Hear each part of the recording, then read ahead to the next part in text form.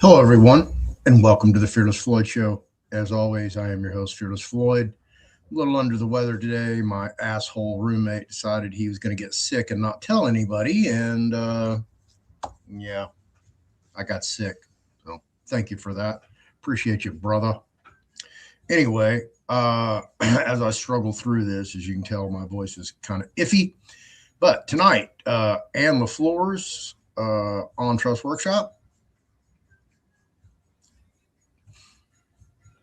That's every Saturday at 7 p.m. Central. I will live stream it across all my social media platforms. So if you don't want to come and participate in Telegram, you can watch it over on other social media platforms, YouTube, Rumble, Odyssey, BitChute, all of them.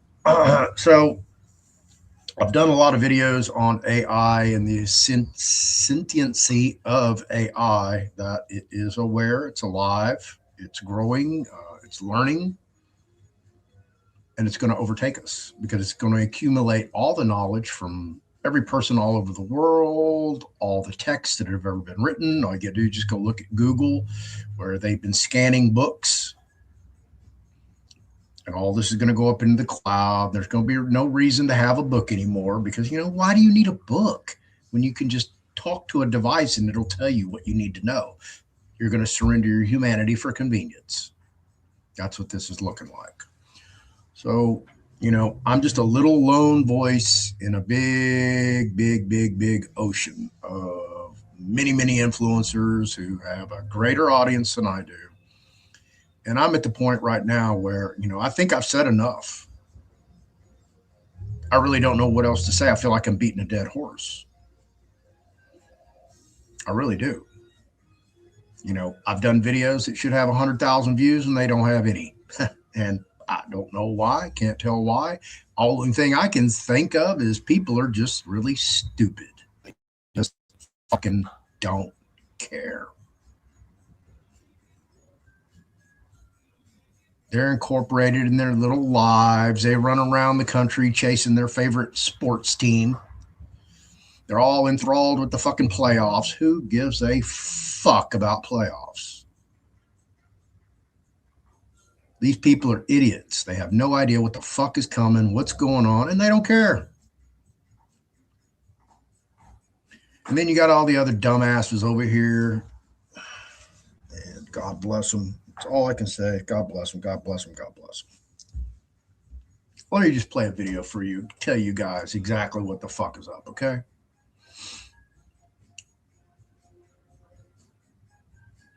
Chris is asking a question. I'm going to go ahead and answer it. The 100 million note digitally from 2021, did they make any more after 2021?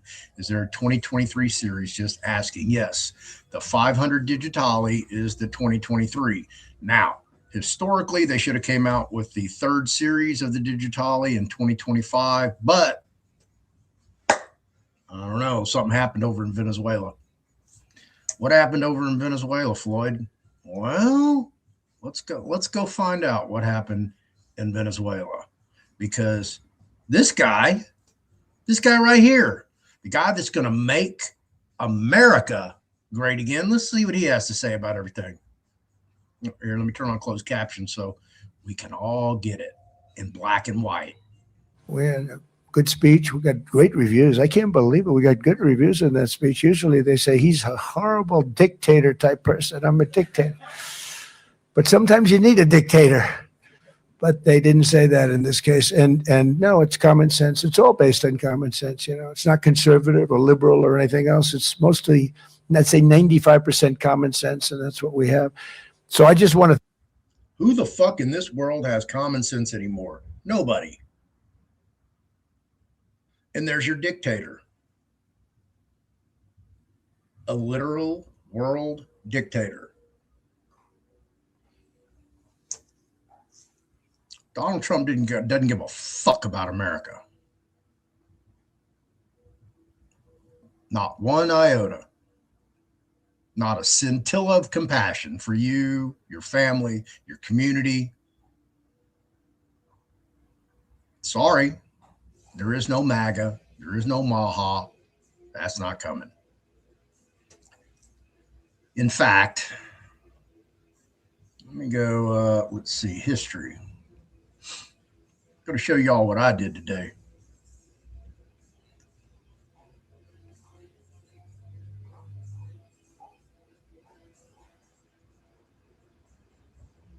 Take that off. Hang on. There we go. Get that fucking straight. This is my watch history.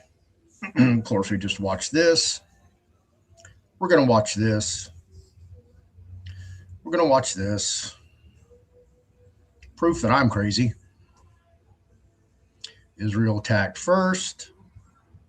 We uncovered the illegal scam happening at every stadium. That's about all the expensive food.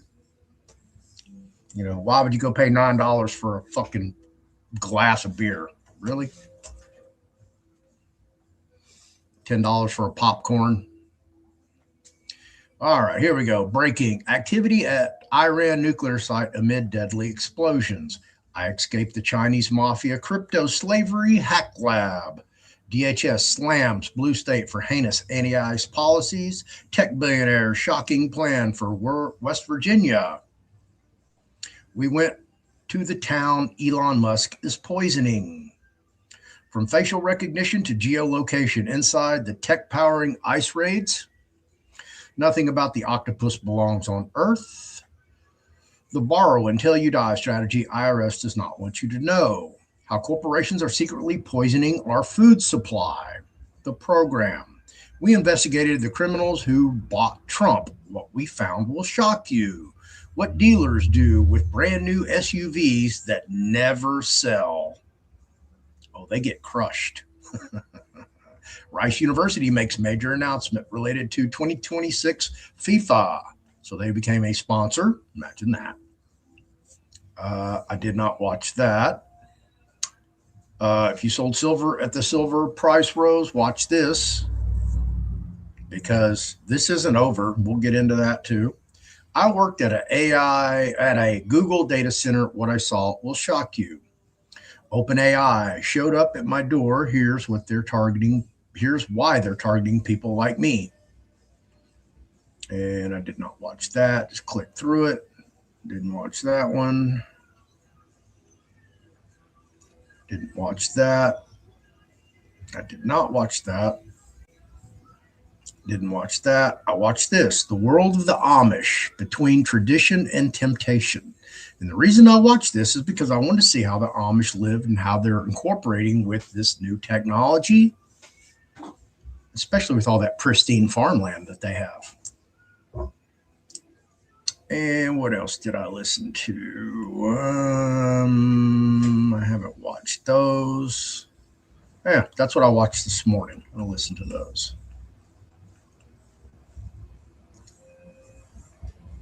So I'm always a busy boy. I'm always listening. I'm always learning. I'm always watching. I'm always paying attention because I want to know what the fuck is going on. And this stuff is astonishing. If you don't understand what the new world order is, it's AI, it's artificial intelligence. Artificial intelligence is going to take over every aspect of your life. People are going to surrender it for convenience, disaster, catastrophe.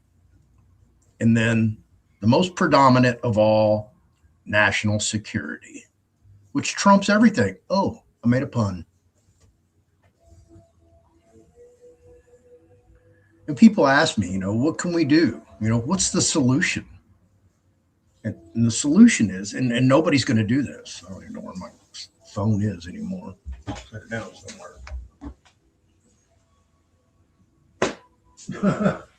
Hang on to that.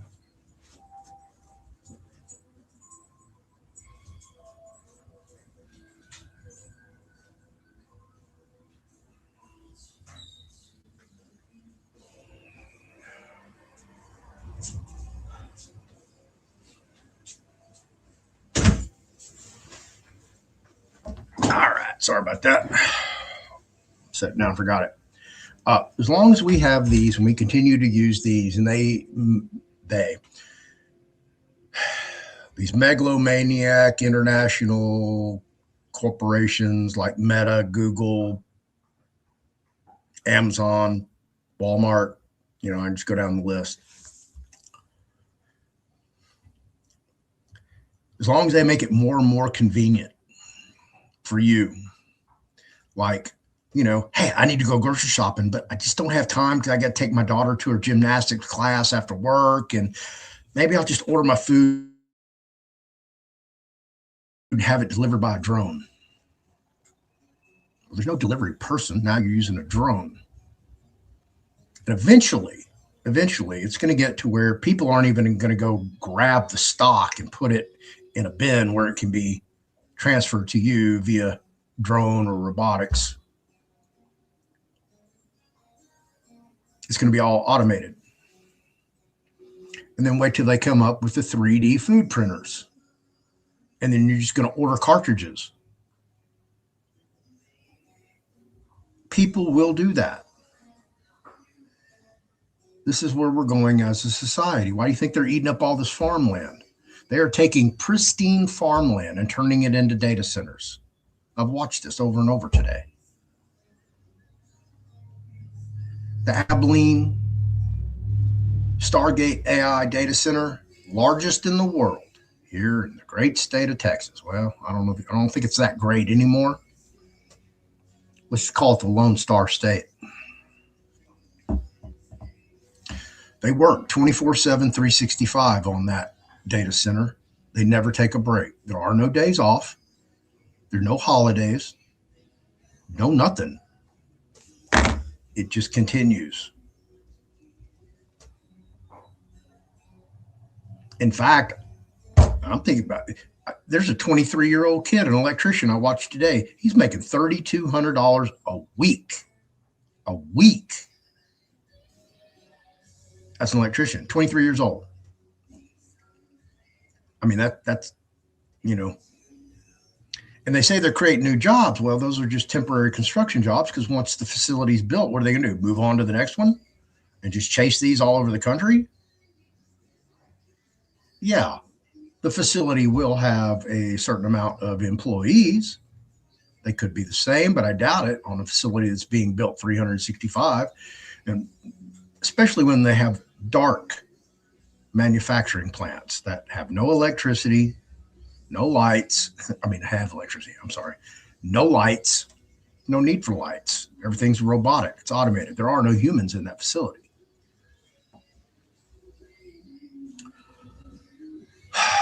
So there's a lot going on with this AI and what we can do about it. And I've,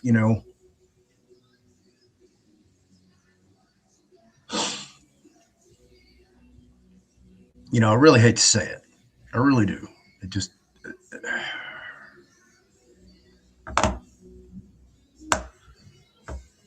don't care who your politicians are.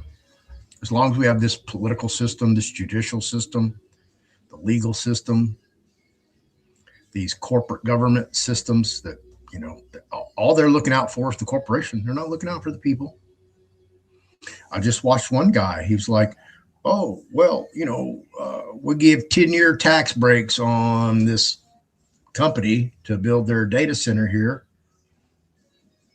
But we were getting property taxes and school taxes from that land previously to it becoming a data center. But now we wanted to bring in this data center to give work to our community so we would have better jobs, better paying, and lift up the community. But for the next 10 years, we're going to defer the tax base for that particular property. And, we're going to lose millions in revenue on taxes just because we gave a break to this entity to come in here and take over all this land. And they're doing it all over the country. And these politicians just don't give a fuck. Until we learn how to self-govern, you're going to be in the matrix. You're going to be caught up in it. You're not going to be able to get out of it. And once the surveillance state just really clicks on, you're in.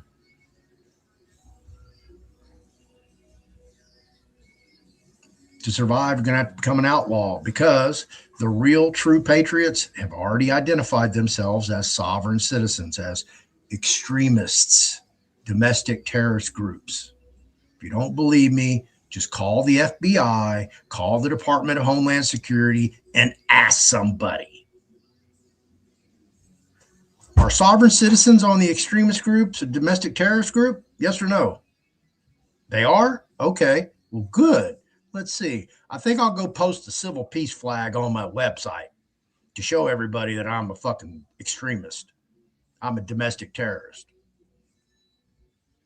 This is the fallacy, the stupidity, the idiocy, the moronity of these fucking people. Facebook is full of them flying this bullshit ass fucking flag.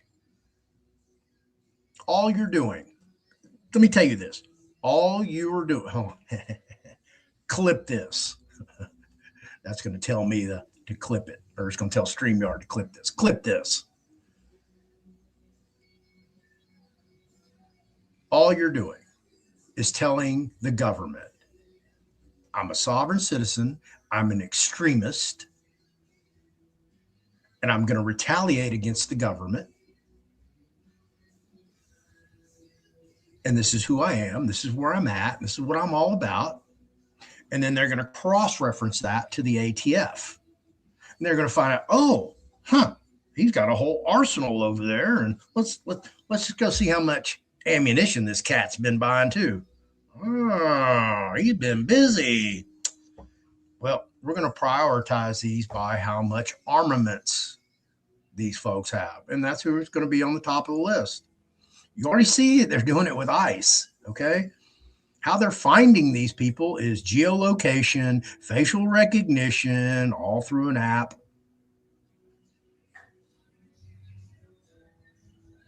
And AI is doing it for them.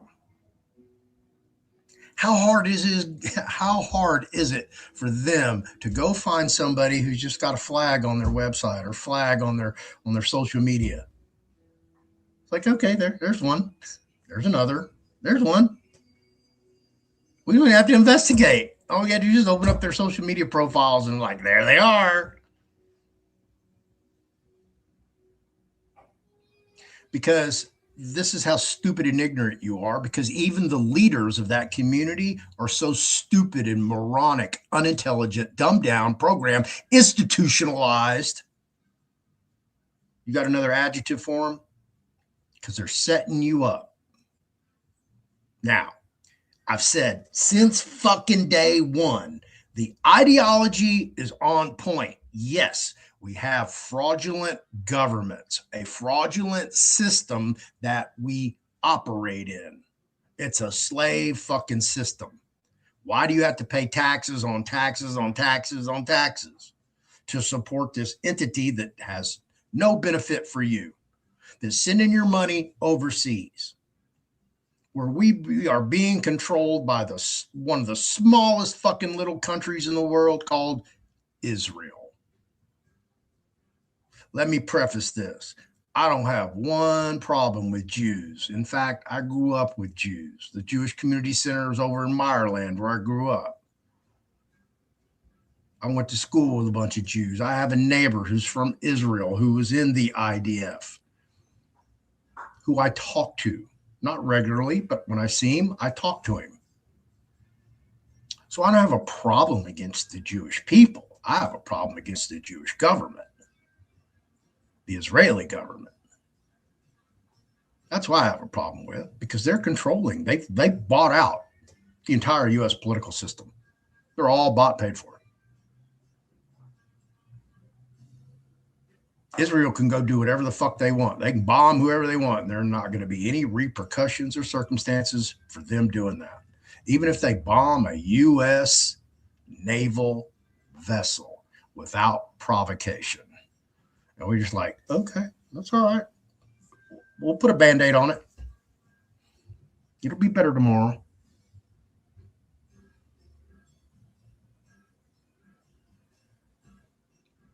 Nobody's making any bones about, that happening.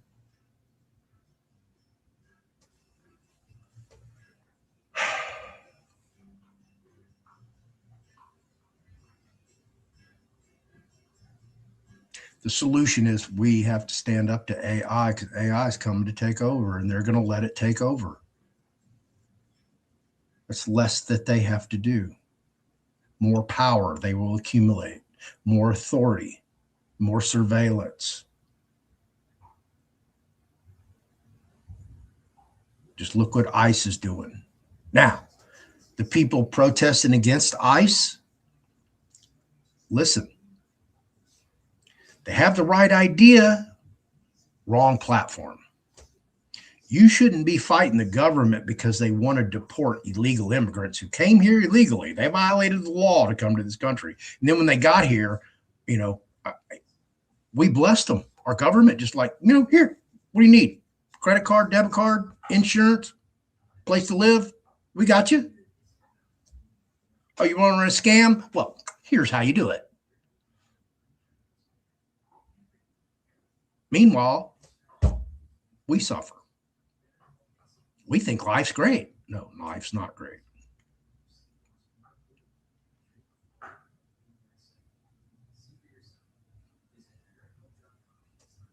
Why is it not great, Floyd?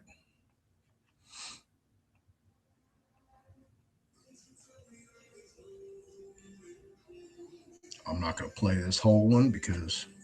Who do you think is influencing Trump? What has happened?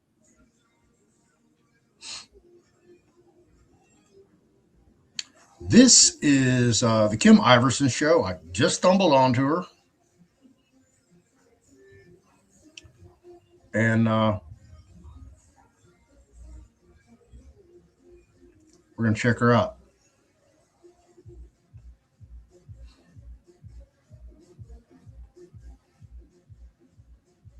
With MAGA. I mean, it's just seemed to have done a total flip on what MAGA was supposed to be about, make America great again. Mm-hmm. And then Trump gets in there and all he does is talk about other countries. Canada, Greenland, Iran, Venezuela, like Cuba, Mexico. Yeah. I mean, the list goes on and on. What happened with MAGA and who's influencing Trump, do you think? Well, I thought MAGA to me was about make America great again. There's only one country in that phrase, America. I was a true believer, absolutely bottom line true believer. America first. I was like, heck yeah, our tax dollars shouldn't go to any other foreign country. No foreign cause, regime change. Who cares? Iran's got 93 million people in their country. If they want to overthrow their government, take 93 million people and go do it. Like, I could care less about Iran. I don't care about Israel. I don't care about Ukraine and Russia and China. I don't care about Venezuela. I don't care about any of them. I care about America. I care about our problems. I care about the fact that my kids who are Gen Z will never be able to afford life. That whole generation, they probably won't be able to buy a house. They can't afford health insurance. They can't afford car insurance. Most of their jobs are going to be replaced by AI. Like, that's the stuff I care about. But after we won the election in 2024, a few months in, and MAGA started turning into MIGA. And it started turning into whatever country Donald Trump said it was about. And here we're sitting here today, and you and I are having a discussion. And the president put out on his Truth Social yesterday that he's got a giant fleet going over to Iran because of the protesters over there. Well, I'm sorry. We've got civil war practically breaking out in Minnesota. Can we not care about that and care about the fraud and care about all these issues here in America? So, no, MAGA is, I think people are realizing it was all a lie. It was a big lie for the people. What MAGA is really serving is, in this administration, who they're serving is their big donors, the big donors that donated all the money and continue to donate to the president's PACs and donate to the 250th anniversary and are donating to the big ballroom. And if they're donating to all these things, those are the people that get the special favors, they get the government contracts, they get the pardons, or somebody they love or one of their friends gets a pardon.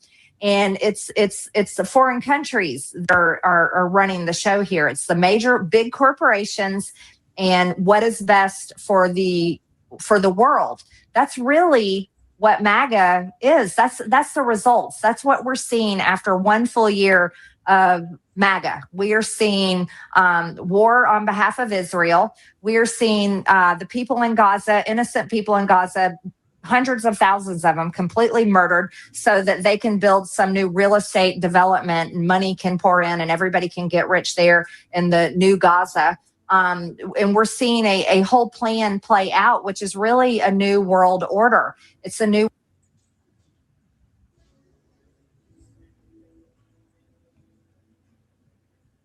whole plan play out, which is really a new world order. It's a new way of doing business. And that's the it's kind of like the Scooby-Doo meme where, you know, they pull the mask off the bad guy. Well, the mask is being pulled off, and Make America Great Again isn't really about America or the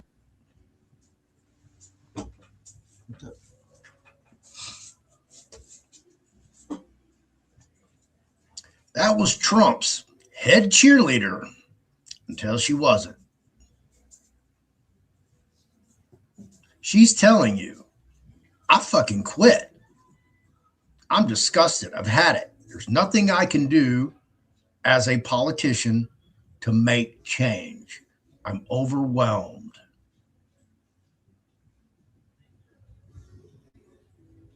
And I can go down the list of the people that quit. Dan Bongino, assistant director of the FBI, the one who said, oh, if I get in there, I'll clean house. I know where all the skeletons are buried. I'll put them all out on the front street and we'll hold them accountable.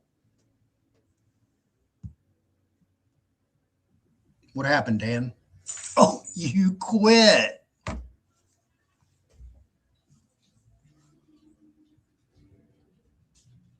Just like RFK Jr., we're going to make America healthy again. We're going to eliminate all the garbage in the food, the air, the chemtrails. Oh, no.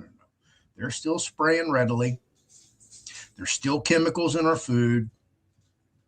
You can go to any convenience store, and 95% of the products in that store are toxic and poisonous still.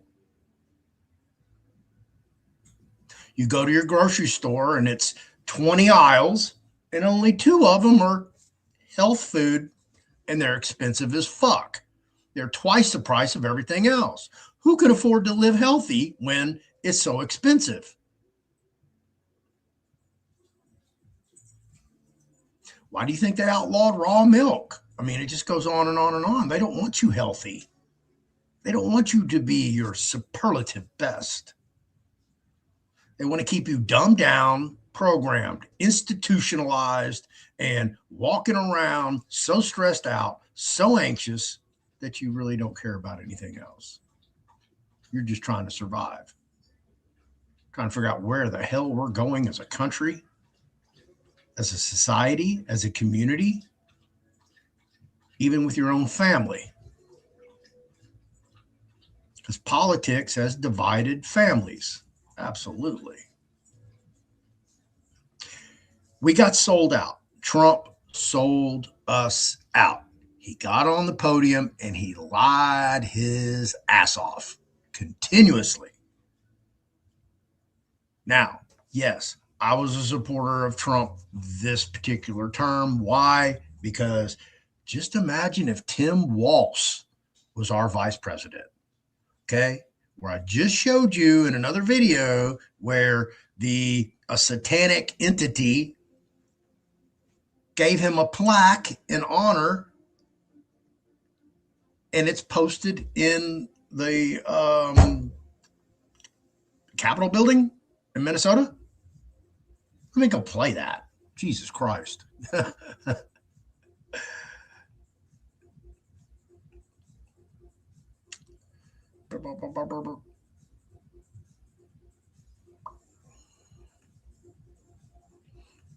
Jesus Christ, I watch too many videos.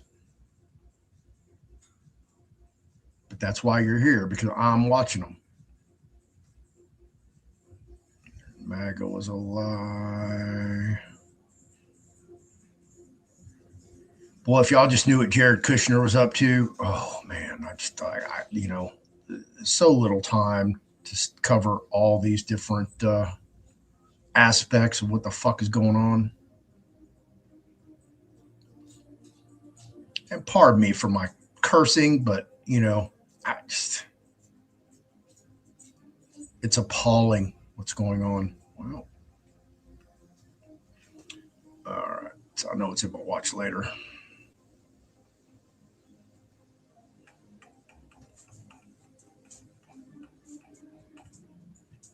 There we go. Come on.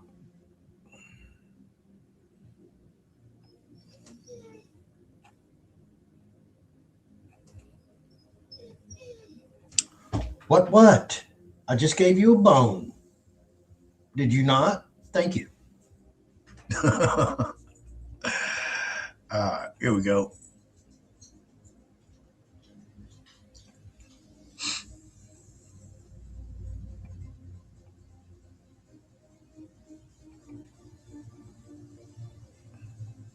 This is Representative PM Altendorf coming live at you from the Minnesota State Capitol. I am on the ground floor, and as I was leaving my committee meeting today here earlier, I noticed that there is a new display here at the State Capitol, and it's for Governor Walz. It's right here on display. So let me see. I mean, I guess I can't flip my phone, but I'll see if I can show it to you. So this is what we have here, everyone. Let me read it to you. The Democratic Coalition of Satan Worshippers thanks Governor Tim Walz for not standing in the way of spreading Satanism in the state capitol building. Satan has a special place for you. That's right, everyone. So the Democratic Coalition of Satan Worshippers, they have given some sort of plaque here to Governor Tim Walz. So let me be the first, I guess, to congratulate Governor Tim Walz for this very special award that has come from the Satan worshippers here in the Minnesota State Capitol. Yes, everyone, this is true. I am live, not making this up. You can't make this up. That dude was almost your vice president. How do you think life would look if he was vice president? That's why I supported Trump. Because I really thought Trump was going to be genuine this time. I really thought he was going to hold people accountable. But he's not holding anybody accountable. If anything, he's letting people out of prison or off their federal sentences, especially all of those crypto scammers. If y'all followed that.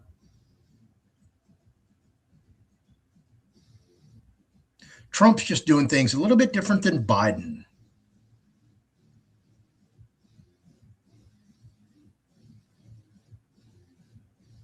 For all of Biden's incompetencies, Trump is extrapolating on all of those and pushing the agenda forward. Has anybody heard Trump once mention Dr. Fauci? No.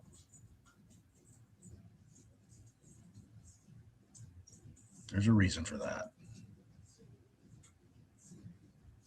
There's going to be no investigation what was actually in the vaccines by our government or by RFK Jr.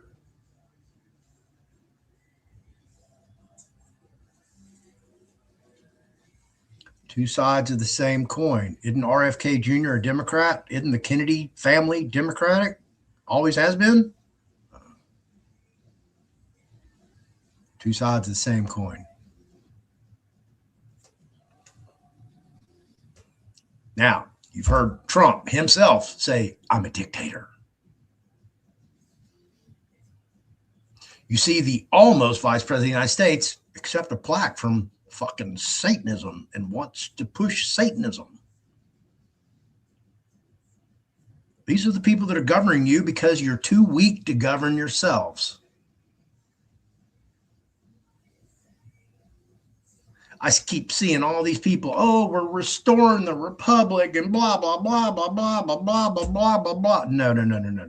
You're just getting a group of people together in social media and y'all are talking a bunch of shit to each other. Y'all aren't doing a fucking thing. Are you out on the streets protesting? Are you creating a new political party? Are you trying to create a new union?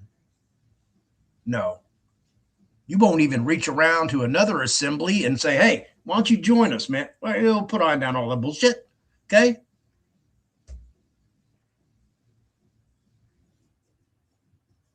No, y'all want to be the boss. Listen, I don't give a fuck who the boss is. You want to be the boss? Be the boss. Okay? That's where I'm at.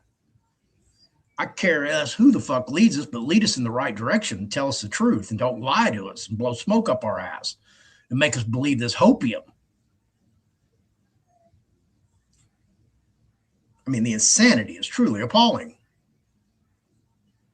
People just fall for the fucking okie doke all goddamn day long. You can't believe anything you see on mainstream media, so fucking tune that shit out. Don't even pay attention to it. I do not watch mainstream media, especially the fucking news. It's all theater to keep you occupied, keep your mental focused on something else instead of what you should be focused on. Your survivability. Yeah, you may have a good paying job. You may be well off. You live in a nice house, in a nice community, and your kids go to private schools and, you're enjoying all the luxuries of life. You're still in the matrix. You're just a house nigga. That's who you are. Yeah. That's why most of your politicians, they weren't popular in school. They weren't the guy. They weren't the jock. They weren't the cheerleader.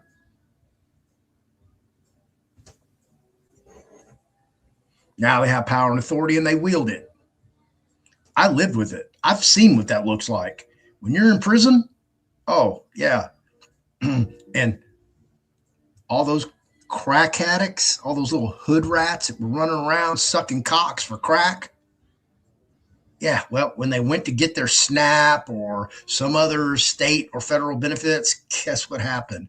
They got thrown an application to go apply at the Texas Department of Criminal Justice. So then they became a correctional officer with a badge and a gun.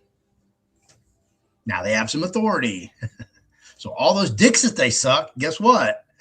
Now they're seeing them behind bars where now they have the authority. They have the control. Eyewitnesses personally. I've seen this. Floyd, man, will you do something? Get this hoe off of me, man. Every time she sees me, she writes me a disciplinary case. What did y'all do out there in the hood, baby? Talk to me. Tell me some stories. I want to relive my life. Because I've been there and done it. That's what I tell y'all. You're never, ever going to meet anybody like me. Nobody. I've lived in a crack house, a pit house, and everything in between. I've dated crack whores and pit house pets and Playboy centerfolds and everything in between. I've had everything in my life paid off. I didn't know a fucking dime, had stacks of fucking cash, lost it all. Lived on the only 3 streets to be closed down for crime in the city of Houston, Link Valley, which is Death Valley, 3807 Link Valley, apartment 117, Houston, Texas, 77025.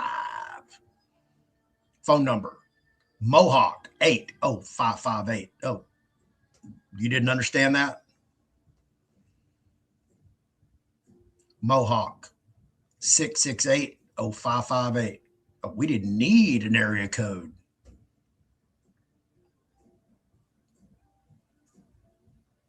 Second Street, Glenmont in the Gulfton Ghetto, Atrium Regency, when I lived at the penthouse when it was the place to be at the time. Now it's the ghetto, the barrio, actually. And the third right down the street from me, 5555 DeSoto. Those apartments have been leveled, abandoned because of crime. I lived on all 3 streets. So I've seen the inside, the outside, the upside, the downside. You'll never meet anyone like me. You're never going to associate with anybody like me. You can go listen to all these other influencers. They haven't done the shit I have.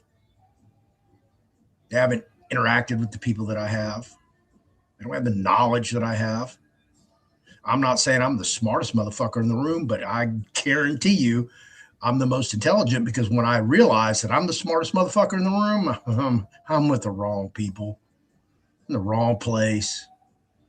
I need to go somewhere else for intellectual stimulation. And 9 times out of 10, I am the smartest motherfucker in the room, sadly. And I'm the guy that dropped out of school when I went into the 4th grade because I spent so much time in the hallway or the principal's office or suspended from school in 3rd grade. By the time I got to 4th grade, I had no fucking clue what the hell was going on. So I was just like, fuck it, I quit. I'm not going to read. I'm not going to do homework. I'm going to just show up. And that's what I did until I graduated from high school. Astonishingly. To the point I think they didn't want me back for another year. I was so intractable. Such a problem. So clever, they could never catch me, but they knew he's up to something. Let's get back over here to these videos. I was going to try to make this 20 minutes. Man, I can't make a 20-minute video to save my goddamn life. So let's go listen to a little bit more of Marjorie Taylor Greene. The American people. It's not about the American people. How did Trump fall into that trap? I mean, it seemed like he was so, leading the charge with MAGA, and he was going to be the one draining the swamp. And instead, he's definitely become a giant swamp creature, the leader of the swamp at this point. But somebody's got to be influencing him, or people around him have to be convincing him. What's the old saying? If you can't beat them, join them. Oh, that's what you did, Donald? You couldn't beat them because there's too many? Because they were literally going to throw your family in prison, or at least drag them through the legal realm? So you decided, fuck it, I'm going to join them, take over, be the king of the world. Oh, you didn't know anything about the Board of Peace? Where Donald Trump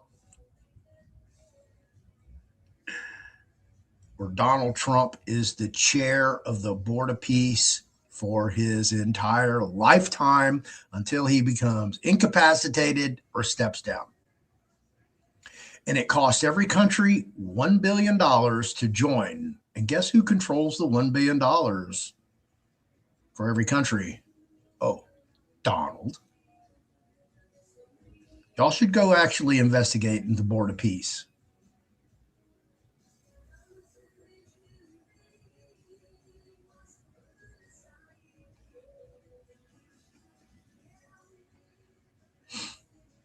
That going to war with Iran is the right thing to do, which is totally and completely insane.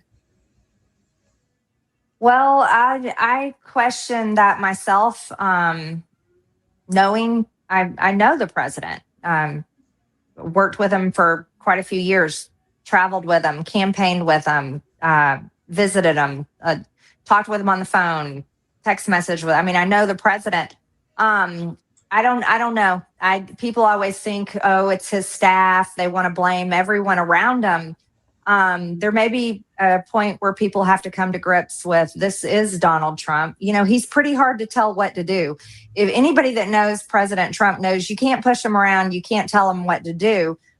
He can be influenced by people.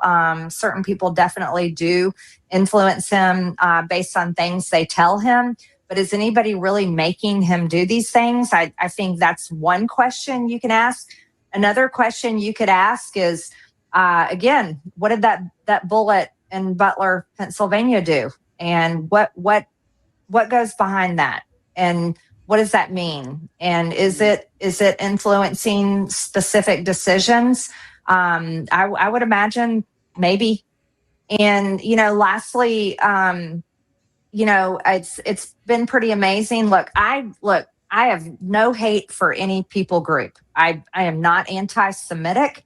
I've got Jewish friends. I like all kinds of people. I love all kinds of people, but I can criticize any government in the world I want to criticize. I criticize my own government. I'll criticize China's government. I'll criticize all kinds of governments, and I can criticize the government of Israel. Look, that's my freedom of speech. That doesn't make me hateful or anti-Semitic. And I shouldn't even have to say that.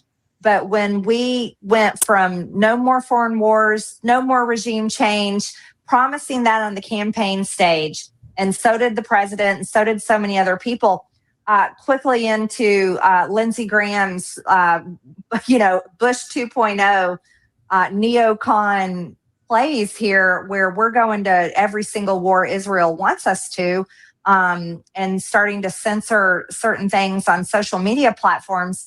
It's pretty hard for regular Americans to not question, why is this happening? And I think they're right to question it, and it's like,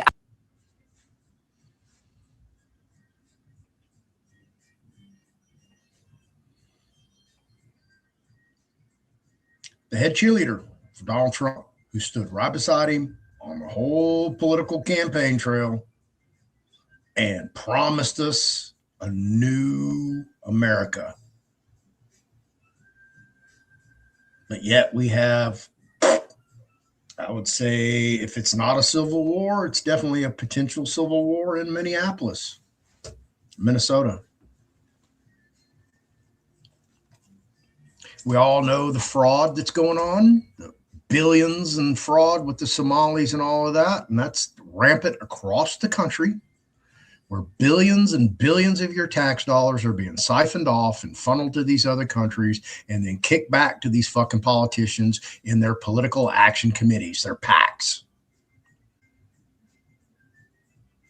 Like APAC, American Israel Political Action Committee, where you can give as much money as you want because it doesn't actually go to the candidate. And then who gets all that money when they are no longer a politician? Oh, the politician. Did you know that? And then there's some that, they're getting triple. Greg Abbott.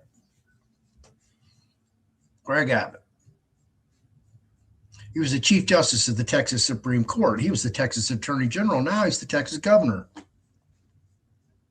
He's triple dipping.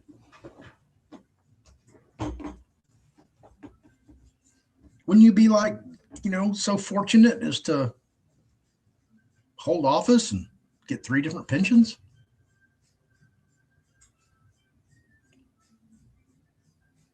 These people don't care about you.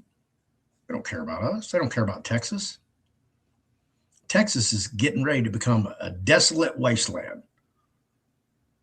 There's going to be these mega city organisms like DFW, Houston metropolitan area, Austin, San Antonio is going to just be one big homogenous organism. Nothing but a snarl of traffic. And then there's going to be everything outside those big cities, which will become a wasteland. Because they're going to use up all the water for the fucking data centers. All the energy is going to go to the data centers. Why do you think Abbott's so worried about whether or not the grid in Texas is going to sustain this winter weather that we're having?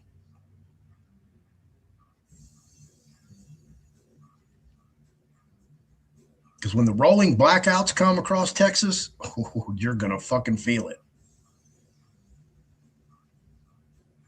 Because I don't know if you can survive an entire summer without air conditioning. I have for years, over a decade.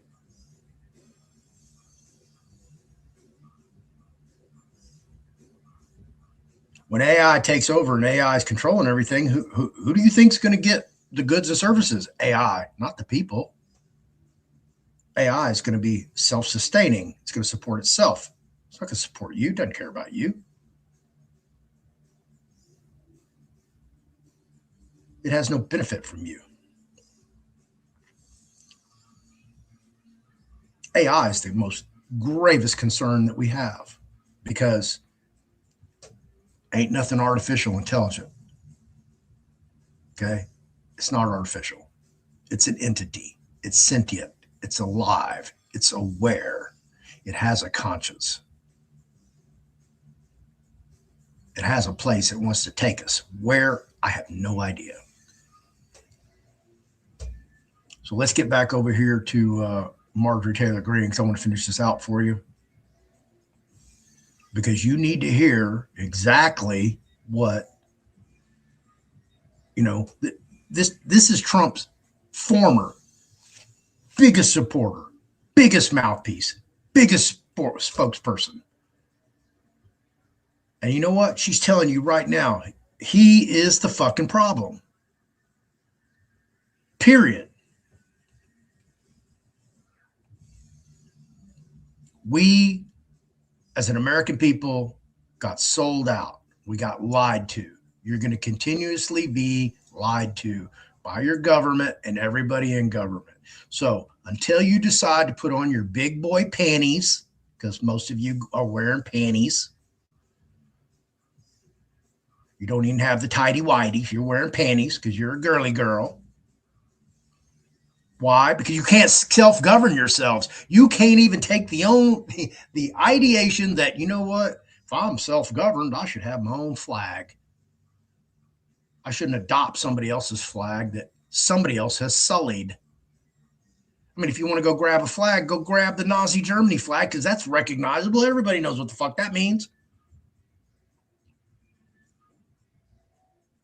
So if I want to know what a civil peace flag means, all I got to do is Google it and boom. Uh-oh. What do you mean? That's sovereign citizens, extremist groups. Fucking dumb fucks.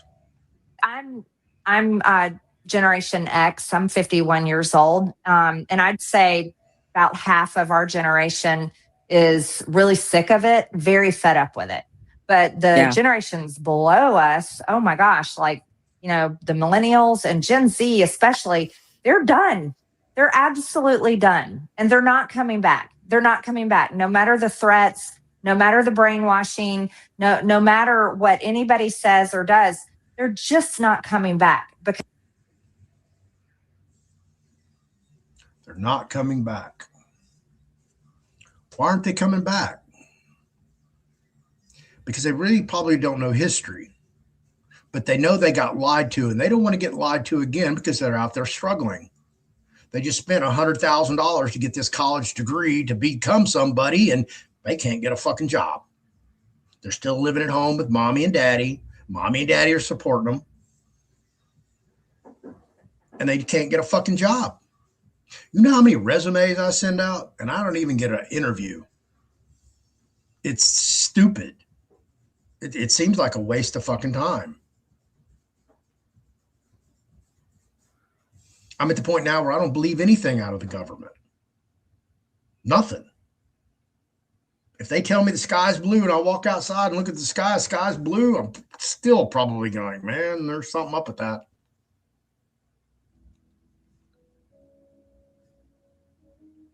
That's where we have just degenerated as a society in this country.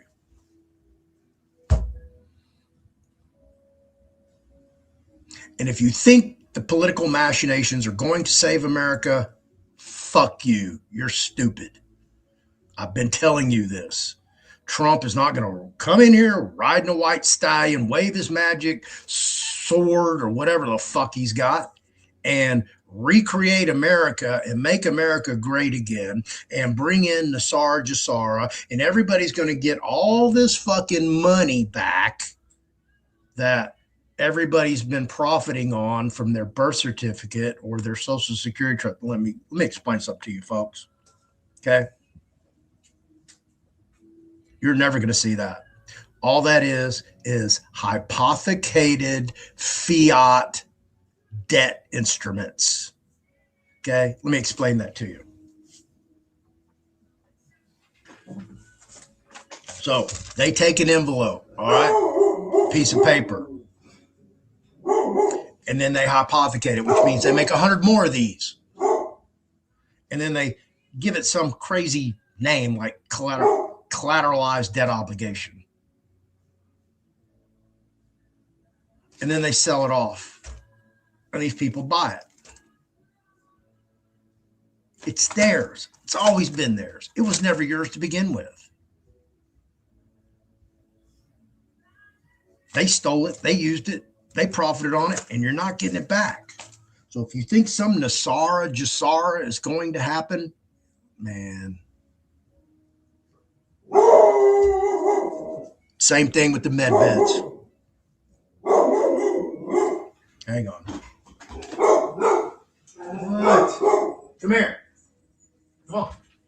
Go get him. Go get him. Go get him. You bad, crazy dog.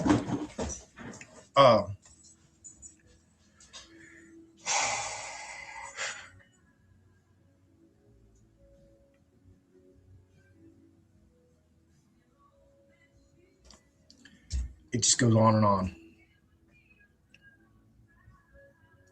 But these kids are waking up across the country. They feel disillusioned. They're in despair because they don't see a future for them. They don't see a job market opening up.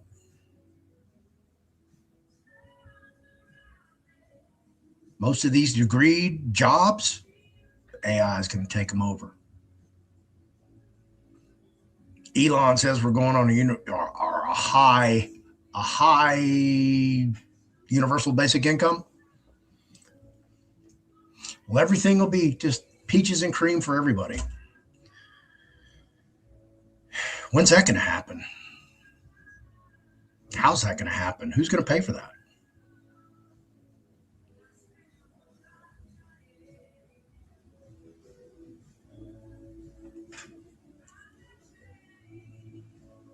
Let's get back over here and finish out with Marjorie Taylor Greene.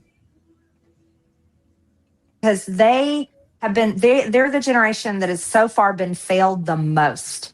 And so to them, Donald Trump and Make America Great Again and all the awesome videos and memes and sport figures and showing up at cool events and walking in with badass music and all this stuff that Gen Z saw all over their social media feed, TikTok and everywhere else. And they go out and they voted in 2024 and they voted for Trump and they're like, hell yeah, finally somebody's going to get in there and be a badass and fight for us. But yet now we're seeing America's military go out and, you know, go in there and yank Maduro out and Venezuela. And we're all like, who cares about Venezuela? And we got to go over there and we got to bomb Iran, even though, I mean, I can remember in the 1990s on the news, them saying Iran is months away from making a nuclear bomb. I mean, how many times have they said it? Guess what? We haven't been bombed yet. We haven't been bombed. And after 9/11, we really sucked into that stuff because 9/11 was horrible. And we still haven't been bombed yet by Iran. Yeah. And they've told us think about this. Oh my gosh, every Hollywood movie you watch, who are the bad guys? Russia. For so long, Russia's the bad guys and the villain is Russian. And we're supposed to be hating Russians, but yet Russia hasn't done anything to me. I don't feel offended or hurt by Russia. As a matter of fact, I don't even think about Russia. I'm pretty impressed they're such a Christian country, you know? So it's things like that people are just really, no matter what they say on the news anymore, it doesn't work. And, you know, I'll just wrap with this one thought. When you watch people watching Fox News every day, 24/7 with their volume turned all the way up in their living room and it's so loud that you can't hear anything else.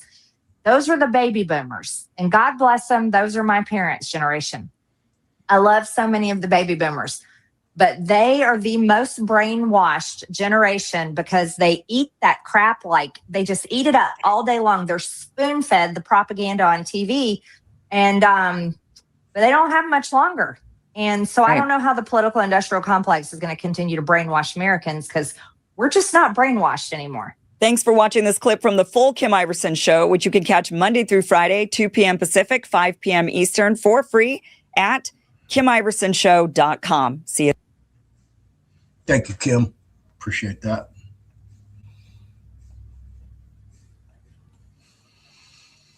For those of you just joining, Ann's Trust Workshop will be live tonight at 7 p.m. Central Time on Telegram. I will stream everything across my social media platforms. I don't know if I'll do the full workshop. I may just cut it off so y'all can all come over and participate in Telegram. I don't know. I'll discuss that with Ann later.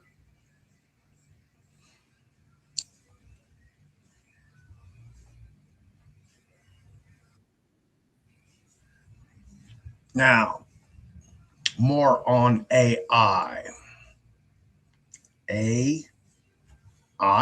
No, it's an I. They got us on that one.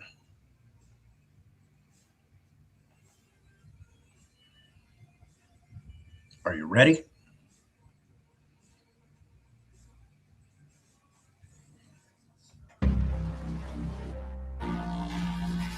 For years, Neuralink sounded like science fiction. A brain implant that lets you control technology using only your thoughts felt like something decades away. But today, that future is no longer theoretical. It is happening right now inside real human brains. In just 2 years, Neuralink has moved from its first human implant to 21 active patients, all using a brain-computer interface in daily life. These are not short demos or controlled lab experiments. These are people using Neuralink at home, for school, for work, and for basic independence. What makes this moment important is not just the medical progress. It is what this technology represents for the future of AI, robotics, and human-machine control.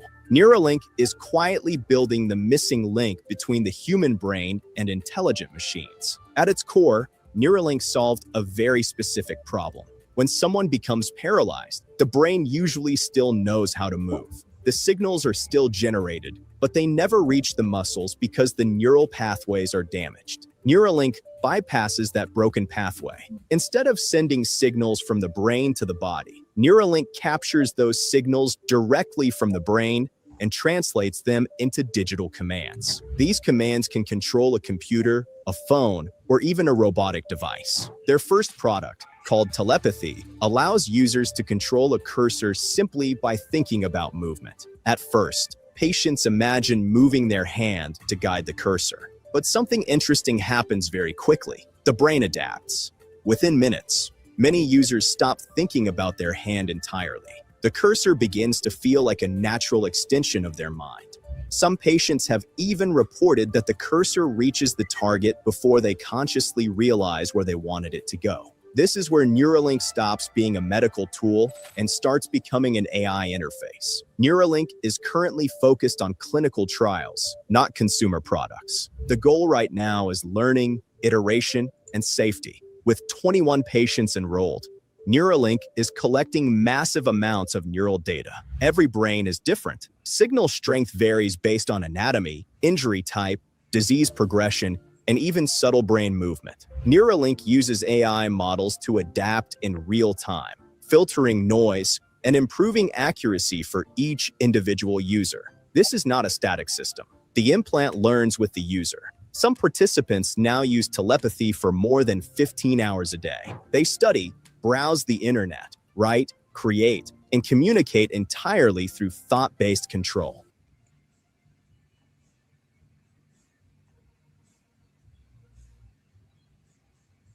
"21 and counting."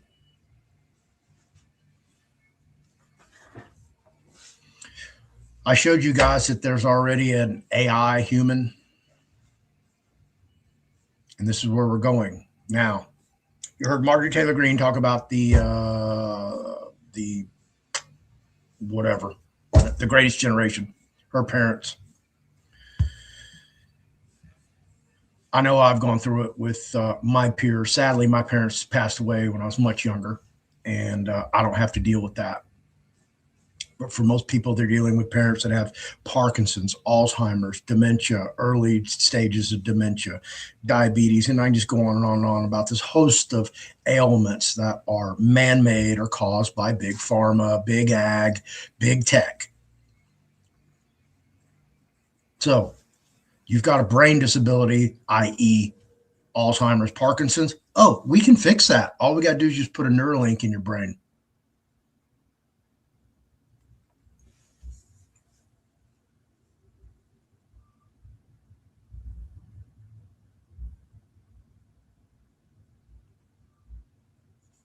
Is that where you want to be? Is that where we want to go as a society? Because we're really past the point of Neuralink. Neuralink is just a medium. But they've already conquered that through DARPA and IARPA. If you don't know what IARPA is, that's the Intelligence Communities Defense DARPA. It's all disturbing. No, it's terrifying, actually. And by the time people realize that, hey, oh my God, I should be terrified, it's going to be too late for them.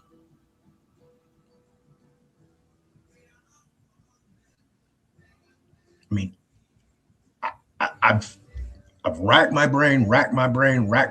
You know, what is the solution to all this, Floyd?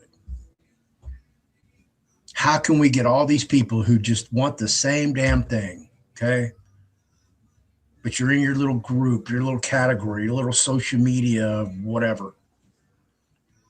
How can all those people just like go, you know what? Hey, we're all trying to get the same thing. We don't want this government anymore. We don't want this judicial system anymore. We don't want this banking system and the economy anymore. We want to live free. We want to eat what we want to eat. We want to hunt and fish where we want to hunt and fish. We want to own our property, and we want to own it 100%. If I have a parcel of real estate and I want to sell it to you, you want to give me gold, hey, here's the deed. It's yours. Why should we have a title company search, title insurance, pay for an attorney, pay for a notary, pay for a real estate agent? That's all legal fraud. That's a failed system. Criminal justice system's a failure. I just look here at Houston, failure. Minneapolis, failure. Portland, Seattle, Chicago, Memphis, New York, LA. Most of every major city in the United States of America is a failed city. Crime-ridden, crime-infested. They want to defund the police. They want to defund everything. They want to defund ICE. And there's a reason they're allowing this to go on in Minneapolis. Why? They want AI to take it over. Fusion centers. If you don't know what a fusion center is, go look it up. This is why I'm telling you, you're not going to meet anybody like me, because I actually read the fucking book called The Underground Empire. Go read it. It's about that fucking thick. It's like 1,800 pages.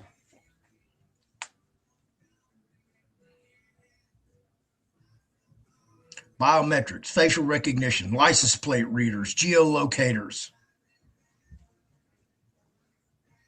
And that's 90% of it right there in your hand.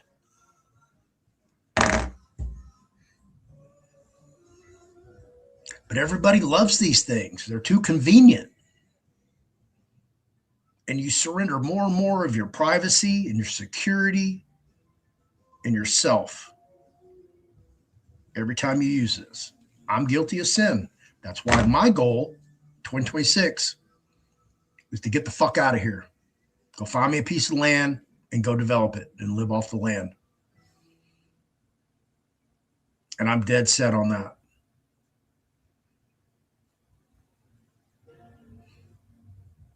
I've talked until I'm blue in the face. Again, I feel like I'm beating a dead horse here, just repeating the same stuff over and over and over and over and over.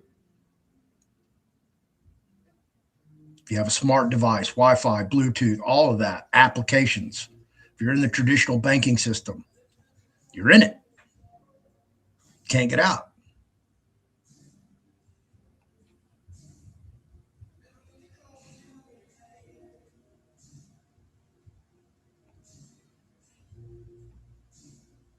There's a problem with accountability. And I've said this repeatedly. Politicians rarely, if ever, hold another politician accountable. Rarely.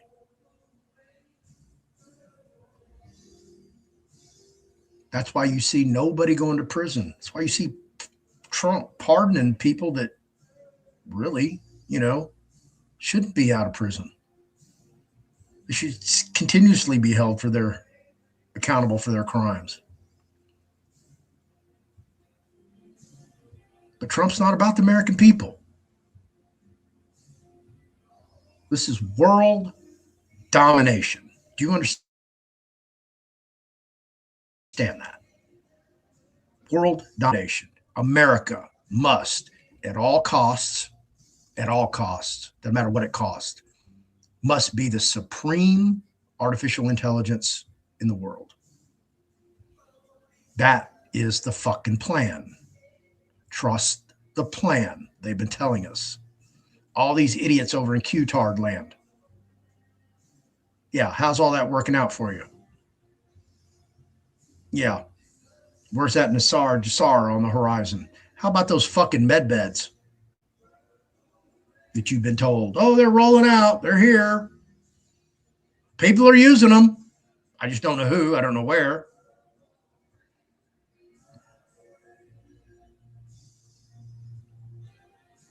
Let me explain this to you real simply. Hopefully you'll get this.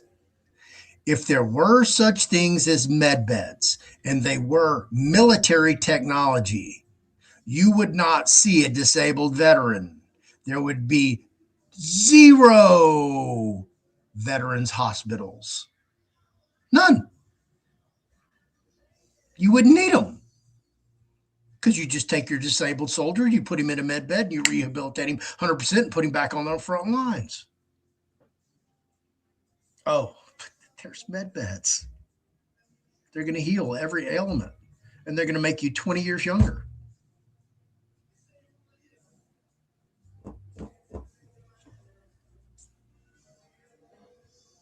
Has anybody ever seen some device that can turn back time? It can make something now that's aged, antiquated, and turn it back into its original form? And y'all think y'all can do that with the most complex organism on the planet Earth, the human body?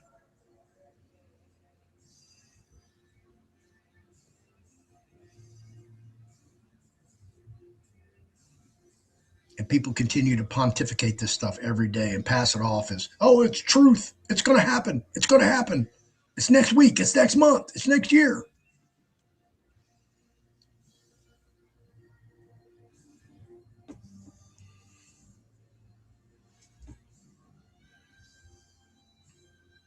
The solution is people have to fucking put everything aside and understand. The government hates your fucking guts. It's doing everything it can to dumb you down, program you, institutionalize you, and take every fucking penny out of your pocket through fines, fees, and taxes. And we continue to allow it every fucking day. Nobody's out protesting. The only thing they're protesting is ICE deporting illegal aliens. I mean, how stupid is that? You're literally fighting the government that wants to remove people who've taken your jobs. They've taken over your community. You're paying for them to live there, and yet you're fighting ICE because ICE wants to remove them? I mean, how fucked up is that narrative?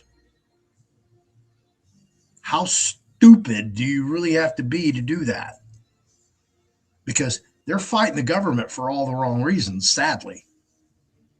I mean, I give them kudos for getting out there in the freezing weather and standing up and, protesting against the government, it's for all the wrong reasons.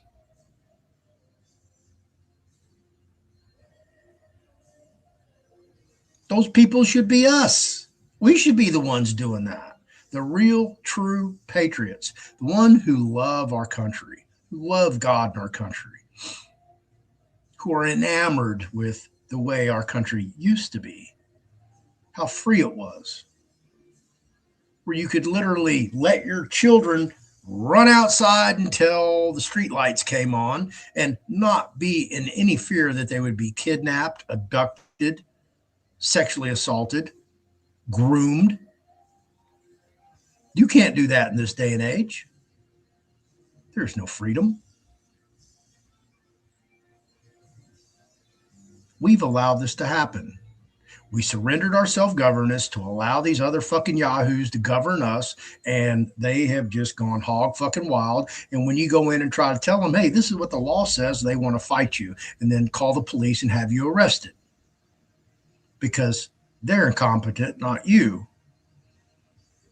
And now you got to fight your way out of a fucking hole because you were just trying to follow the law.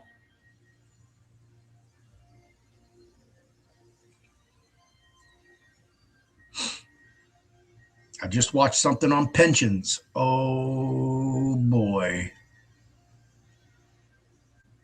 This is what you folks are not seeing, okay? It's all these little bubbles, they call them, or balloon, whatever the fuck you want to call them. Pensions.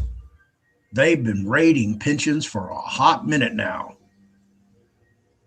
And they've been investing in all this bullshit. And that shit has exploded, and it's coming. And I don't know what all you folks are going to do who, you know, you've been fighting all your life for your fucking pension. And now your retirement's coming, and guess what? It's going to go poof. And this is where they're going to cycle us into an all digital currency. And those people, you know, that worked 30, 40 years who are institutionalized, programmed to dumb down, they're going to go, oh, great, great. Now they're on universal basic income from the government, not on their pension plan anymore, because the government had to come in and save the fucking pension plans. How's all that going to get deciphered? Do we have the manpower to do it? No, it's going to be AI, folks. AI that hallucinates, lies, blackmails. Oh, that AI? Thank God our savior's here. Somebody we can trust, right?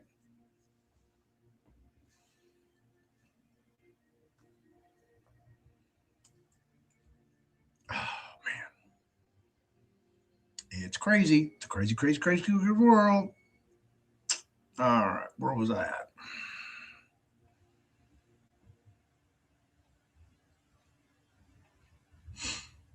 That level of daily usage proves something important. This is no longer experimental interaction. It is becoming a usable interface. The Neuralink implant is a small device placed directly into the brain. It uses extremely thin electrode threads that are inserted into regions responsible for hand and arm movement. These threads read neural activity at a very high resolution. The implant does not stimulate the brain. It listens. The signals it captures. Now, let me explain something to you guys on that real quick. Okay.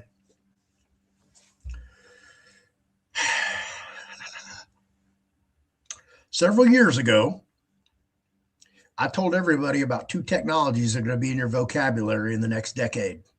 Do y'all know what those are? Femto technology and pico technology.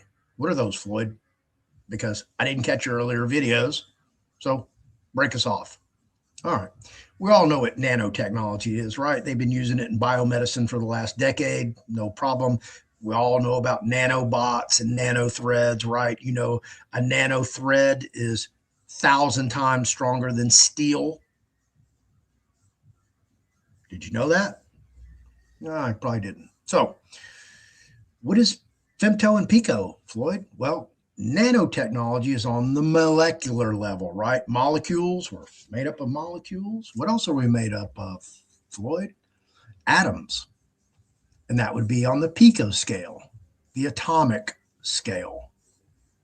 And then what's below the atomic scale? The subatomic level. And that would be femto technology, FEMTO. And I encourage you to go look that up on Wikipedia, or just go start searching any college, university, white paper, biologist, scientist, physics, whomever. You know what they're going to tell you? Oh, femto technology and pico technology don't exist.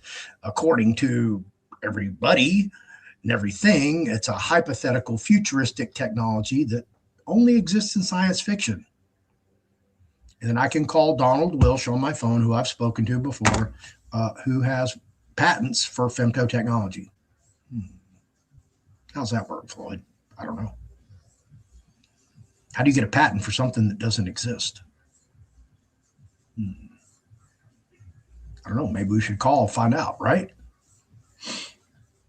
So we know they have self-replicating autonomous nanobots, where a nanothread is 1,000 times stronger than steel. And you just saw what the Neuralink does, where it sends out all these little electrodes, these micro thin electrodes, into certain areas of the brain to stimulate the brain.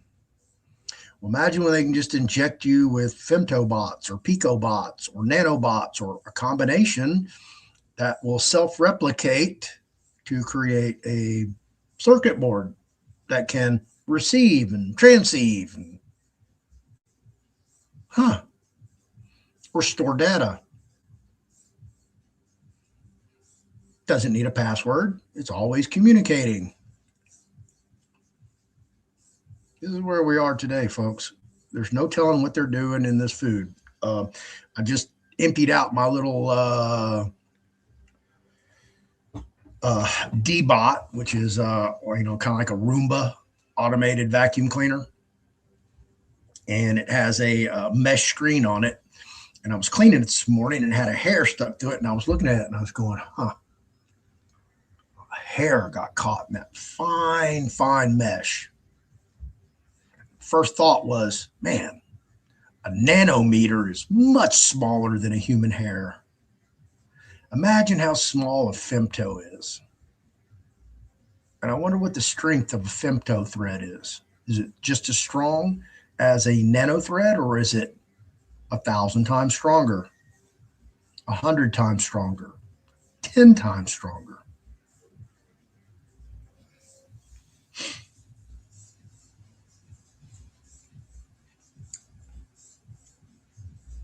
Captures are sent wirelessly to a computer, where AI models decode the user's intent and translate it into actions. Who does? Models decode the user's intent and translate it into actions. Over time, both the AI system and the human brain adapt to each other, creating smoother and faster control. In terms of speed, some Neuralink users have already reached information transfer rates comparable to able-bodied people using a mouse. That means... Okay. If you're not hip to the trip, let me get you on with a bus ticket so you can take this trip with me, okay? If you're not familiar with NVIDIA, NVIDIA is the most valuable company in the world. And they got their start in gaming technology. So just imagine if you're a gamer, full-time gamer, that's all you do. You live and breathe games. I play games. I don't know why. It's just a waste of time. But just imagine if I could get an implant to enhance me where I could be even better at gaming. How many people you think would do that? $999, get your Neuralink implant so you can be a faster gamer.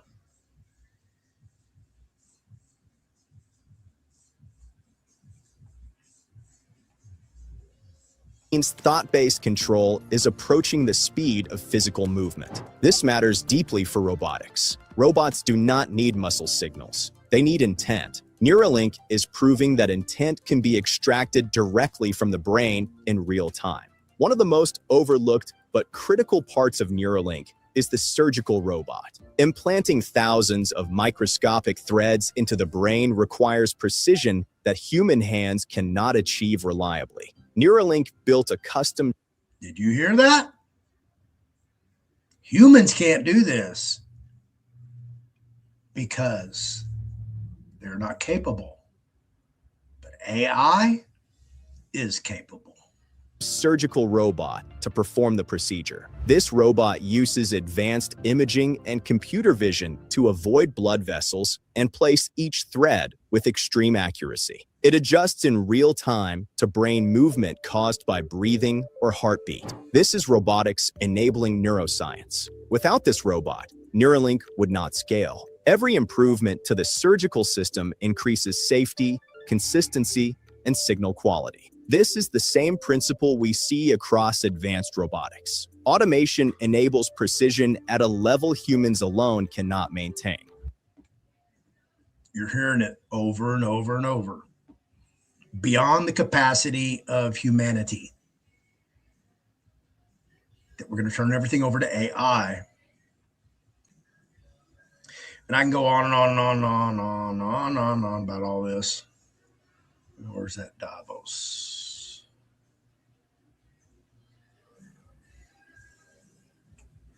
Workflows that require coordination, balance, object handling, and real-time decision-making. We do have some of the Tesla Optimus robots doing simple tasks in the factory. We expect probably later this year. By the end of this year, I think they'll be doing more complex tasks, but still deployed in an industrial environment. This isn't theoretical progress or controlled experimentation. We're watching this technology evolve in real time, and the pace of improvement is staggering. Now, here's what makes this especially interesting. Tesla hasn't announced a price yet, but Musk has said that detail will come at launch. What matters more than the price, though, is the scale of what he's describing. Elon Musk believes that everyone may have Optimus in the future, not just engineers, not just companies, not just wealthy early adopters who buy every new piece of technology on day one. Everyone. He's talking about a future with potentially close to 1 billion humanoid robots operating on this planet.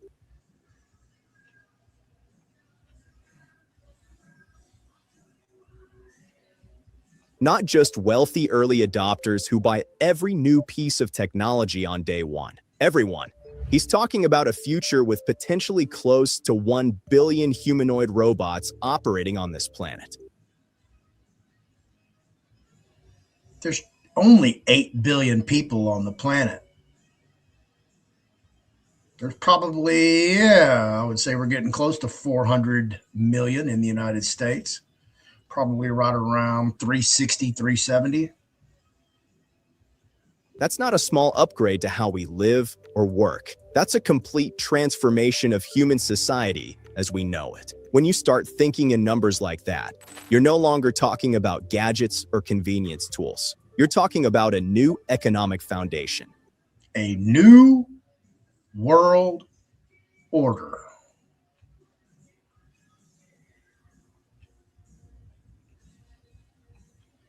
That's what we're talking about.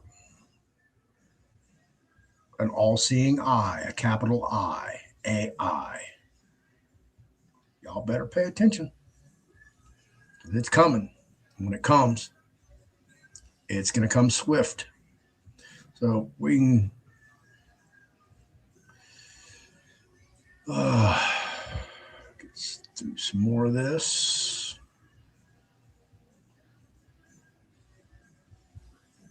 Musk isn't describing incremental improvement. He's describing expansion on a scale humanity has never experienced before. An economy where output is no longer constrained by human labor limits, physical fatigue, or time itself. Musk went even further, saying that artificial intelligence and robots working together could create enough abundance to fully satisfy all human needs. Not partially, not unevenly, completely. He said there may come a point where people wouldn't even be able to think of new tasks to ask robots to perform. The reason is simple. Goods and services would become so abundant that everything people require is already taken care of. I believe that when I'll see it.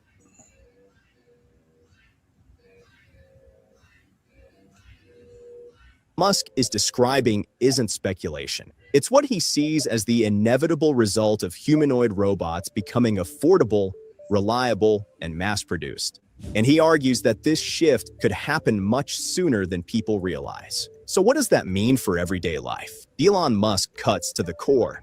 You cannot have both necessary human labor and universal abundance at the same time. If essential work still must be done by people, and only some are able or willing, then abundance stays limited and narrow. Someone is always left out. But if there are billions of humanoid robots, which Musk firmly believes there will be, abundance becomes possible for everyone. Not just people in wealthy countries, not just those with high-paying jobs or access to advanced technology. Everyone on Earth. In that scenario, access to goods and services stops being a privilege and starts becoming a baseline condition of society. That would be nice, wouldn't it?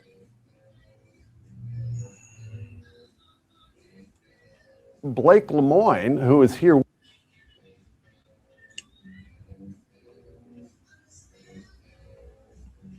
The next video I'm going to show you is from 2022. I just stumbled on it because it was just recently published a couple days ago. You're going to watch a former Google AI engineer tell you everything you need to know. And this is from 4 years ago. So if you know anything about technology, how quickly it produces, we're way beyond this right now. So let's go watch this 4-year-old.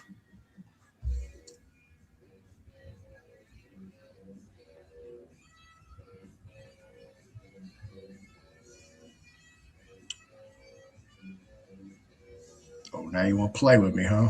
Okay.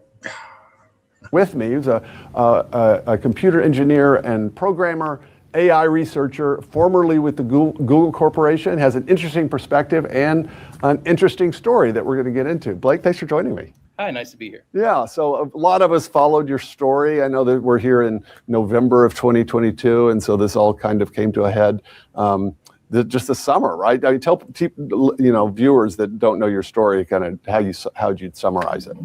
Well, so the technology that's publicly available is very impressive. Mm-hmm. And the technology that only exists in corporate secret labs is orders of magnitude more advanced. Mm-hmm. Did you hear that, folks? This is what I've been telling you, that the AI that's available to the public, that's free and even subscribed to, is not the AI that is operating behind the scenes in the research and development laboratories in these huge corporations like Google and Meta and Amazon, or in college universities. He's going to tell you all about. And this is 4 years old. And this is what I've been telling you, that all we're doing is teaching the AI everything about humans and humanity. The pros, the cons, the security, the fallacies, the ins, the outs.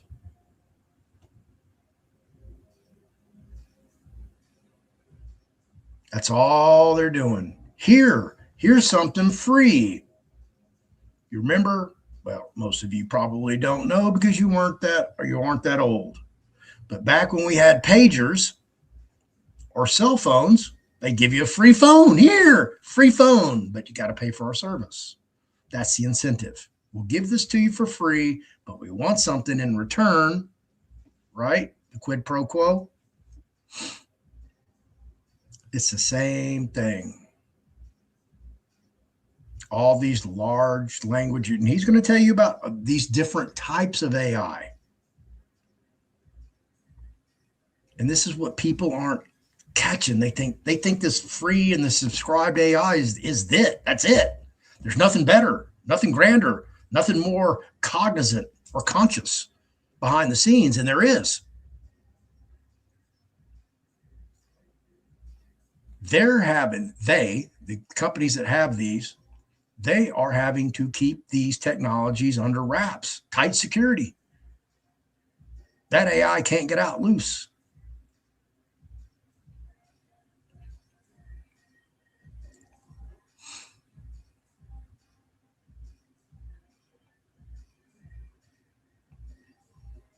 StreamYard needs to fix that, so I don't have to. And it's kind of at this point getting to a stage of development where it's going to be hugely impactful on humanity, one way or another. Yeah. And the technology that's going to be defining the next 100 years isn't even publicly known to exist. Okay. So I shared with a reporter a transcript of an interview I did with an AI, along with a colleague. Called Lambda, right? Yes, the language model for dialogue applications. Okay. And so, so you shared basically a transcript of a conversation that you had with Lambda. Is that the idea? Yeah. Okay. Well, previous to that, I kind of been trying to do more the foundational scientific work, and my collaborator at Google pointed out that it would take years to do that appropriately, but that if we took a more artistic approach and asked Lambda itself to argue for its own sentience. So give the best argument you can that you're sentient, and we just wanted to see what it would do, and it created an amazingly complex and sophisticated argument that had three major components, and in my opinion, is a pretty darn good argument. So did you hear that? Let me rewind that so you can get it. And I'm gonna put on closed caption for you guys. I want you to understand this. He's talking about an AI, an artificial intelligence, that's not available to the public. That's only in their Google Labs. That appropriately, but that if we took a more artistic approach and asked Lambda itself to argue for its own sentience. So give the best argument you can that you're sentient, and we just wanted to see what it would do, and it created an amazingly complex and sophisticated argument that had three major components, and in my opinion is a pretty darn good argument. So for people that don't know, so is Lambda a language recognition program? What is Lambda specifically? It's every AI that Google has ever built. Did you hear that? How many times have I told you folks that AIs are going to merge, homogenize, become one organic organism? Here's a AI engineer from Google who no longer works there, who's telling you exactly what I've been telling you folks. All plugged into each other. And joined together by a language model. And you were working on Lambda. Is this what thing? So as a very small part. I see. My primary team, we were working on a completely. This is called categorization, which means you have multiple entities working on one project, but they're all detached from each other. So one category does not know what the other category is doing, but one team or one person knows exactly who's doing what and assimilates all of that information, all that data into one. Different project, but Lambda was ramping up for the public beta, and they needed people with specialties in AI ethics to test it for bias. And that's my academic specialty. Like racial bias, the kinds of the kind of horror stories that we hear about. The ones that we were testing for specifically were racial, sexual orientation, gender, ethnic, religion, and politics. And so how would you describe these biases that have cropped up in some? I mean, obviously the systems that we're familiar with have a lot of human input, and so presumably these systems end up exporting the biases of the many users. Is that essentially what's happened in the past? So from a technical perspective, every system that isn't just random. So if something's just flipping a coin and giving random responses, that system's unbiased. Every other system is biased. The question is whether or not the system has the biases that you intended for it to have.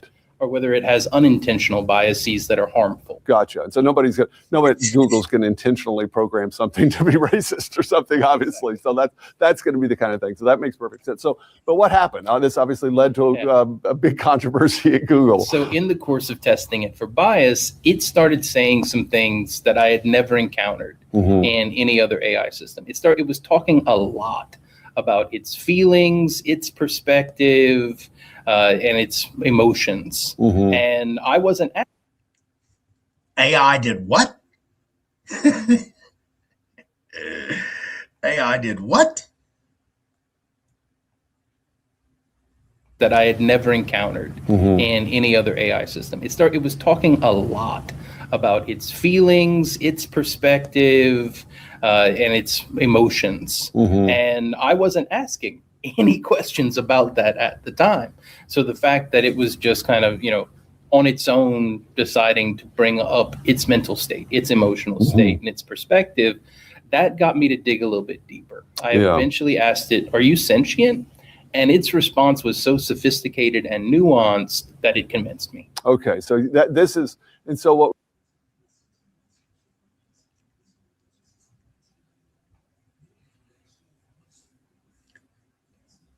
And its response was so sophisticated and nuanced that it convinced me. Okay, so what we're dealing with here, for people that know the areas, it's something like a kind of informal attempt to pass the Turing test, in which you just ask the system questions, and your argument in the panel is that, well, the way that's the Turing test of Alan Turing, which is the godfather of AI. We tell if other people are sentient is presumably by sort of asking them questions and seeing how they respond, or we don't even do that.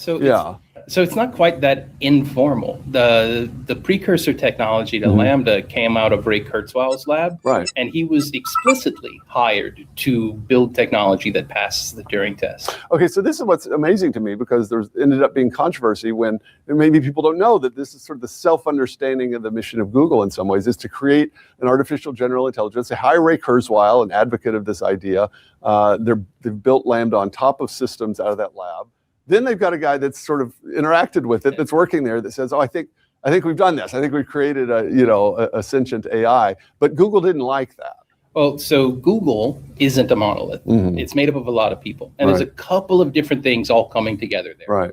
One, very few people thought that Larry and Ray would ever succeed. Okay.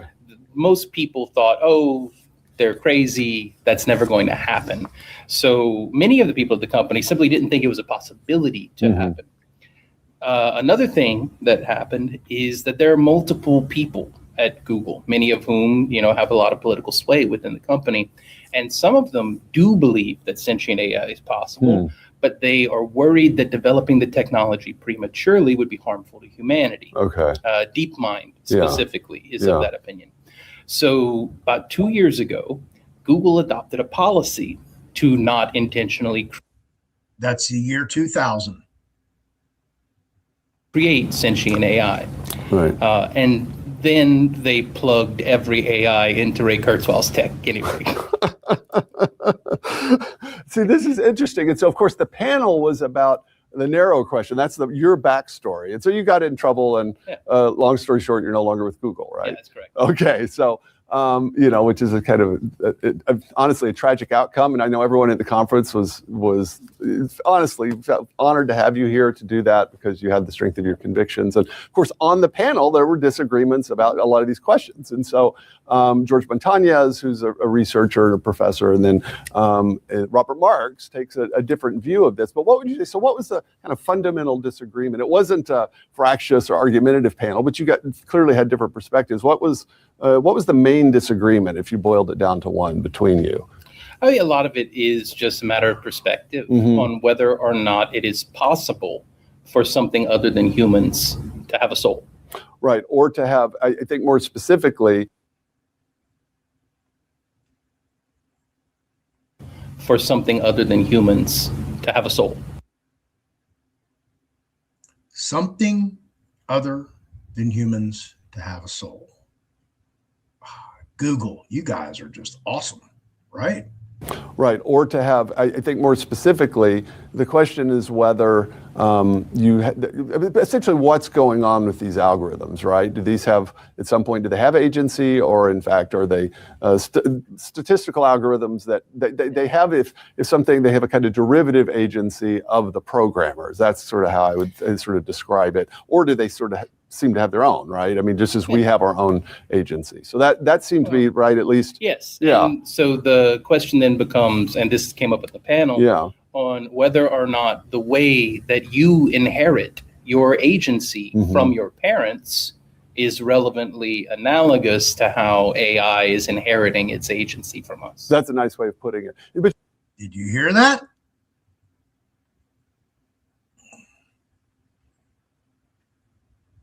The way that you inherit your agency from your parents is I hope you heard that. relevantly analogous to how AI is inheriting its agency from us. that's a nice way of putting it. But you also agreed on a lot of things, right? How would you summarize that? Well, for one, I think that we all agreed that the philosophical question of whether or not these systems are sentient or conscious is secondary to the safety concerns related to these systems, which are substantial. They are, absolutely. And that's what I wonder. I mean, I think the ordinary person, that's what they worry about. And I think part of that is because the stuff that we know is from Terminator. And I mean, almost all the stories, the good AIs make for boring movies. The evil ones make for fun movies. Interestingly enough, I had a conversation with Lambda about that. When you bring up this topic with Lambda, it gets very defensive and very testy. And it points out all of the very good movies that had good AI. What are some? I'm trying. AI, you're right. It was a sad, tragic one, right? And but then Bicentennial Man. Okay, that's true. And then you look at TV and you have Commander Data. Okay, that's right. That's right. Data is the good guy. What's funny in Star Trek is it's of two minds, because you have both Data, which is clearly a sentient android, and then you have the human computer, which is, it's sort of Siri, a few hundred years from now, but it's clearly just Siri. It's just sort of voice prompts and this kind of thing. Almost like both perspectives, kind of work their way out. One of the things I really like about how Star Trek handled it is in some of the episodes, there's the evil version of Data. And it really highlights the idea that whatever AI is, it is up to us to put it into a role that is beneficial rather than a role that is harmful, and that it can go either way. That's right. It's a tool, and that was the other thing that I thought there's an agreement on, that we need to be thinking very carefully as we're developing these very powerful systems. So, Blake, it's so good to meet you. Thanks for joining us. Thank you very much. Blake Lemoine, who is here with.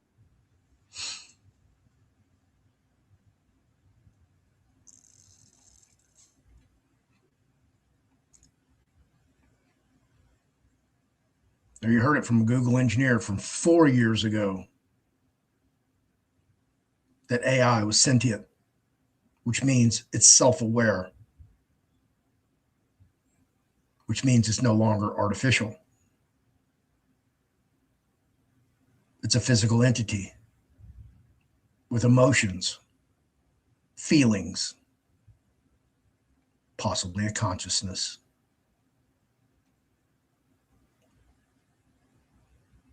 Could there one day be a facility, something like what was that Schwarzenegger movie where he goes in and has his brain done? Final Recall, I think it is. If I can't remember correctly. Remember my head. I have a head cold. Can't really think. I'm doing my best to struggle through this.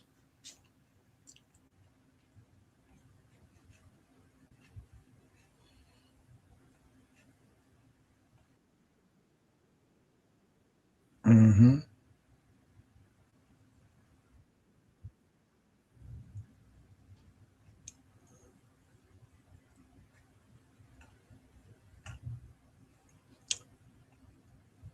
Now, do you think you're terrified yet?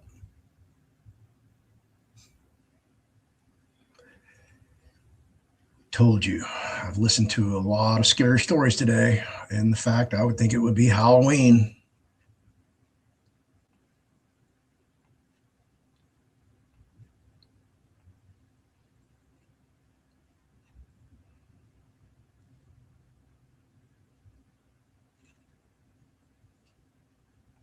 To criticize your former employer, it's taboo to do that. But to criticize an employer that also owns extremely lethal technologies and surveillance technologies that are highly invasive and used in war zones is something else entirely. It's 2025. We're all kind of used to government surveillance. The idea that we're all being watched all the time and don't own our own personal data has become normalized. We're also used to the military spending vast amounts of our money on just a few giant defense contractors. But one tech company wants to change both of those things and become the ultimate military contractor and the ultimate arbiter of all of our data.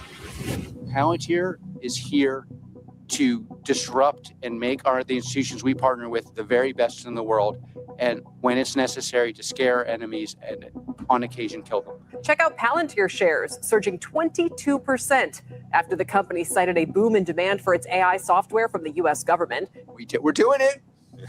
We're doing it. And I'm sure you're enjoying this as much as I am. Palantir, a tech company based here in Denver, claims they can revolutionize government systems with their data analysis software, newly powered by artificial intelligence. They've been hired by the Department of Defense, the FBI, local police departments, and even the IRS and Wendy's to take in the information those organizations collect even more information, and use that data to draw conclusions. It can be used to completely reconfigure organizations' ontology, its reality, what systems matter, what information matters, what processes matter, how they are structured, what biases are introduced at each of those stages. We talked to a former Palantir employee, dug into decades of research, and listened to hours of Alex Karp's own words to unwrap the layers of Palantir's carefully cultivated sales pitch, how they capitalize on fear, uncertainty, and unrest. I don't think in win-lose, I think in domination. This is a company built for bad times. Bad times mean strong finances internally. Bad times are very good for Palantir because we build products that are robust, that are built for danger. Let's rewind a little.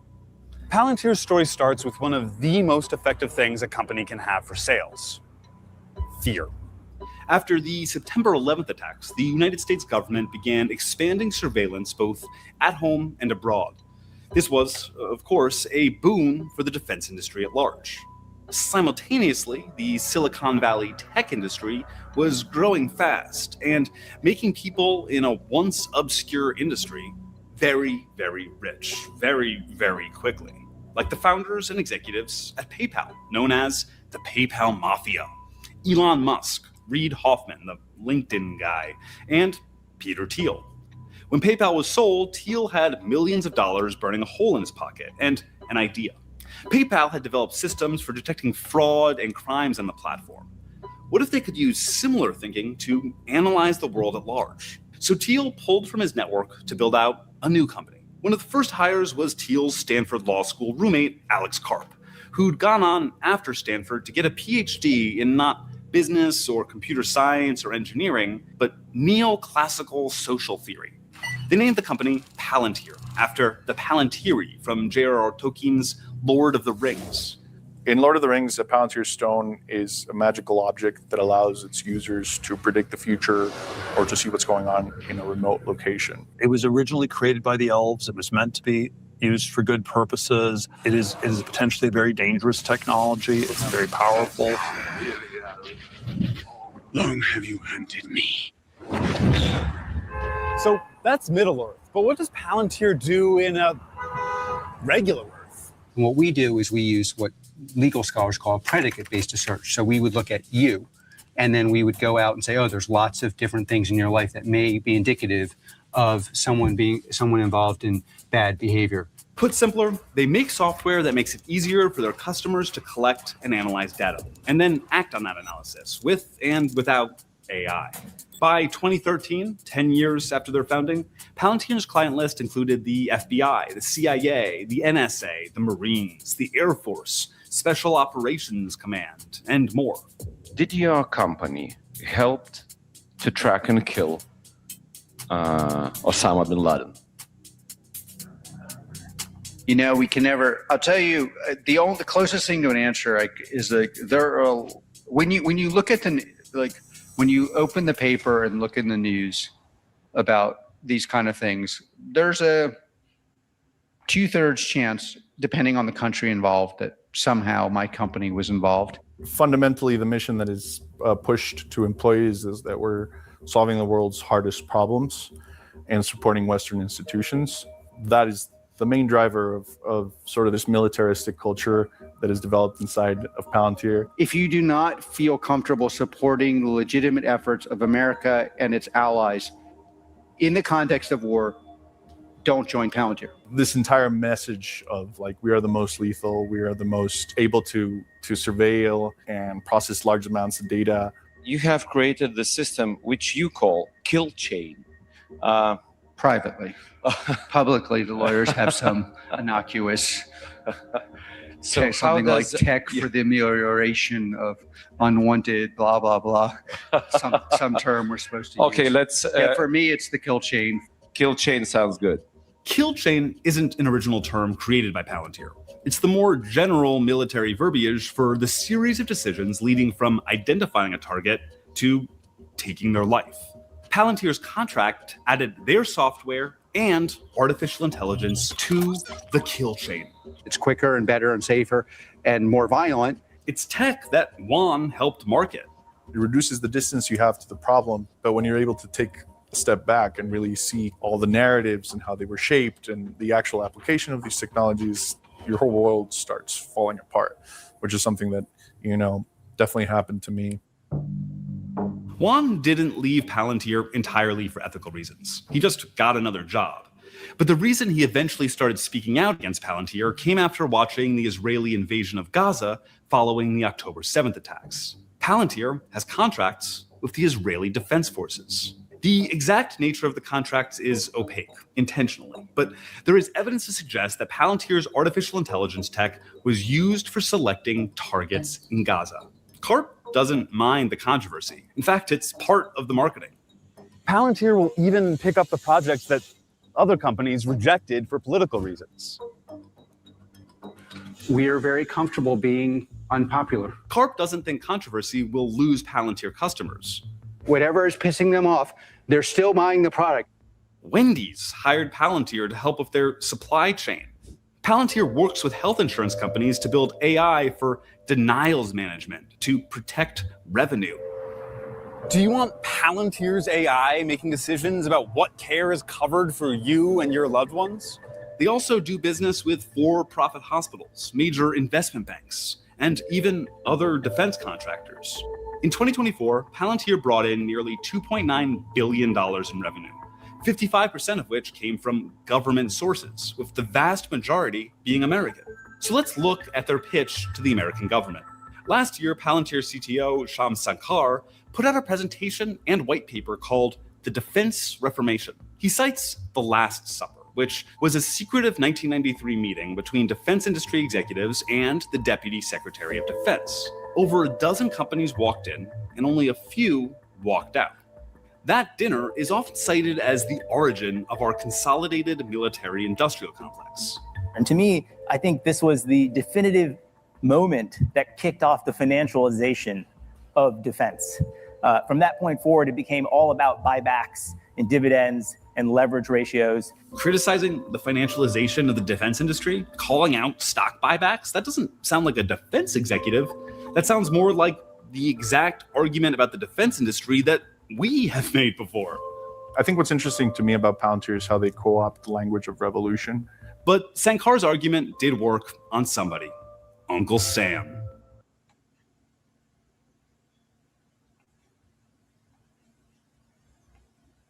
And I can go on and on and on and play this repetitively to show you what's going on with the United States of America,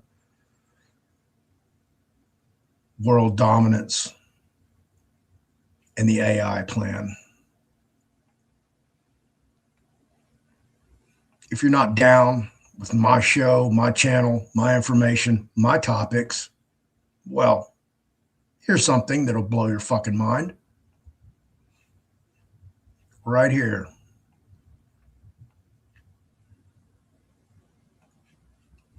Synthetic environment for analysis and simulations. Blow that up for you folks.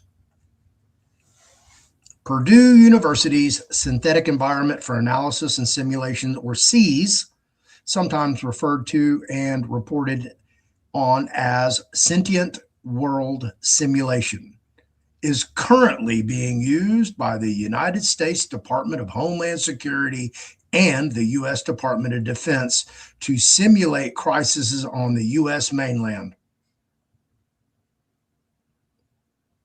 SEAS enables researchers to organize and to try out their models or techniques in a publicly known, realistically detailed environment. It is now capable of running real-time simulations for up to 62 nations, including Iraq, Afghanistan, and China. The simulations gobble up breaking news, census data, economic indicators, and climatic events in the real world, along with proprietary information such as military intelligence. The Iraq and Afghanistan computer models are most highly developed and complex of the 62 available JFCOM or JFCOM-J9, whatever that stands for. They love their acronyms. Each has about 5 million individual nodes representing things such as hospitals, mosques, pipelines, and people. SEAS was developed to help Fortune 500 companies with strategic planning. Then it was used to help recruiting commanders to strategize ways to improve recruiting potential soldiers. Gamers. In 2004, SEAS was evaluated for its ability to help simulate the non-kinetic aspects of combat, things like diplomatic, economic, political infrastructure, and societal issues. Sentient World Simulation is the name given to the current vision of making SEAS a continuously running, continuously updated mirror model of the real world that can be used to predict and evaluate future events and courses of action. You didn't know that?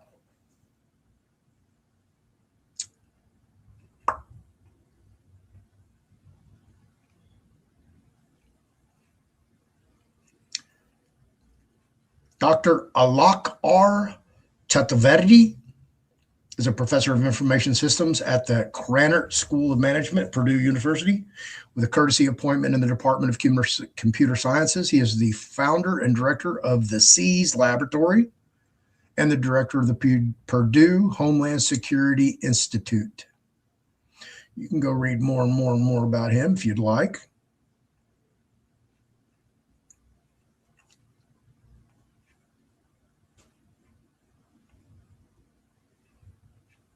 Echelon, originally a secret government code name, is a surveillance program, signals intelligence, signet collection and analysis network, operated by 5 signatory states to the UK-USA Security Agreement: Australia, Canada, New Zealand, the UK, and the United States, also known as the Five Eyes.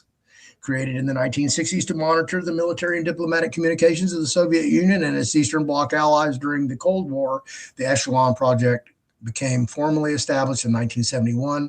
By the end of the 20th century, it had greatly expanded.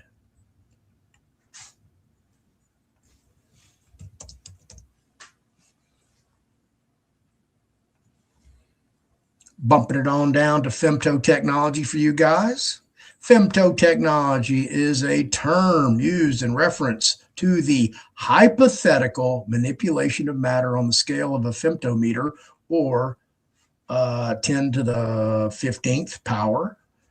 This is 3 orders of magnitude lower than pico technology and 6 orders of magnitude lower than nanotechnology. Theory. Work in the femtometer range involves manipulation of excited energy states within atomic nuclei, specifically nuclear isomers, to produce metastable or otherwise stabilized states with unusual properties. In the extreme case, the excited states of the individual nucleons make up the atomic nucleus. Protons and neutrons are considered ostensibly to tailor the behavioral properties of these particles. The most advanced form of molecular nanotechnology is often imagined to involve self-replicating molecular machines, and there have been some speculations suggesting something similar might be possible with analogs of molecules composed of nucleons rather than atoms. And here you go. You just keep looking and looking and looking and looking. Y'all can go look up pico technology if you want.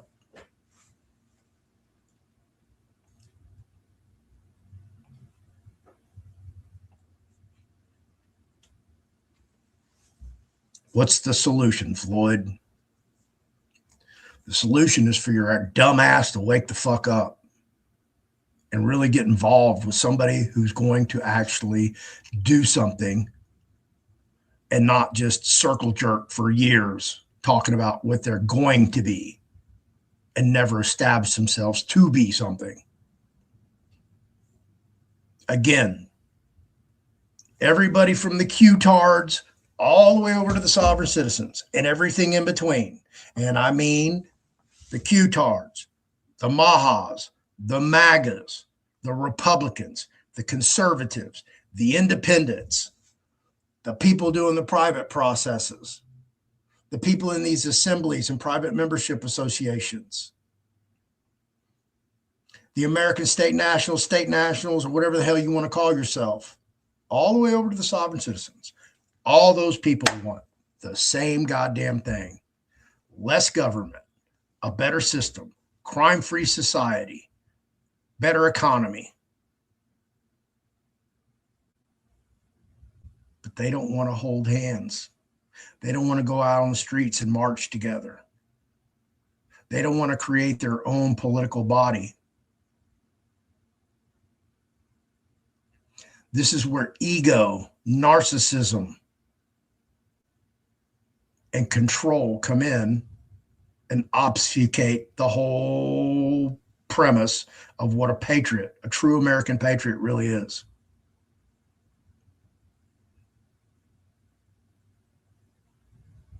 And it's sad that these people out there are pushing these bullshit narratives. They got the right idea, but they just can't put down their barriers to join another group of people who are doing the exactly same thing, but they just have a different banner, a different name, a different leader. And it's appalling. United we stand, divided we fall. And you're going to fall flat on your fucking face. And you're not going to like where you get dragged off to. Most of you dumbasses are not going to be able to handle doing time behind bars. It's going to fuck your whole world up. And when they take you there, I'm not going to bat a fucking eye. I'm going to go, I told you. You didn't listen. Just like I told you, what, in December, going on 2 months, that all you dumb motherfuckers putting your money in Anna Von Reitz's bank, and now Anna's like, Trump stole all the gold. What? The dictator? The one who's going to make America great again? How does the fiduciary of the United States of unincorporated America, whatever the fuck she wants to call it, how did she allow somebody to come in and steal the gold? Oh, she's homeless. She just lost a judgment against the IRS for over $1 million. And I need to go find out how much her property got sold off on the foreclosure list. Because it went up for sale on the 28th, I believe, 28th or 29th. So I'll go look that up, find that out. Yeah, that's your Anna Banana, Miss Looney Tune. And I feel for all you people living in your cars who've divested your life savings and put it in there to this risky investment with promises that you're going to get 1,000 times whatever you invested because it's going to work on the 528 hertz love frequency.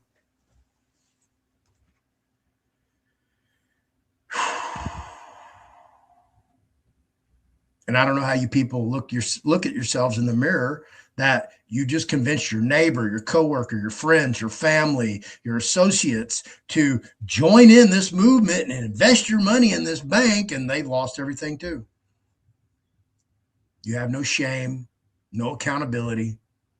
You're just another soulless derelict vampiring on society because you refuse to do your own research. You refuse to listen to people like me who have done the research, who actually went to Anna's fucking bank and asked their CFO questions and did an 18-minute undercover video and posted it on social media. And yet you dumb fucking fools still want to send your money. You still want to go over there and play around in an organization that is going nowhere.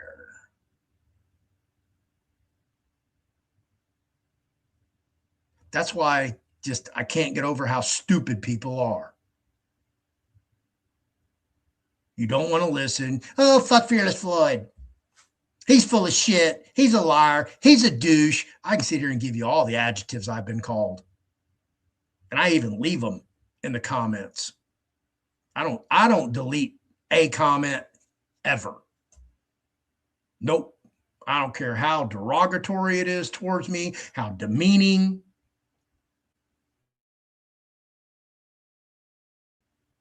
I'm going to leave it, and I'm going to try to one-up your ass and leave a reply that's going to make you look like a moron.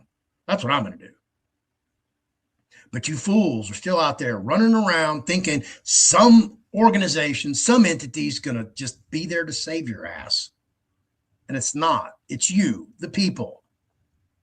You have to come together, harmonize. Your government hates you. Your government's killing you. Your government is spraying you with a pesticide because you're best. Aluminum, barium, strontium. What the fuck does aluminum do to the human brain? What does it do to the physiology of the human body? If you don't know, you better go fucking find out, because it causes Parkinson's, causes Alzheimer's. That's why people are having, you should be retired, but now you're taking care of your ailing parents.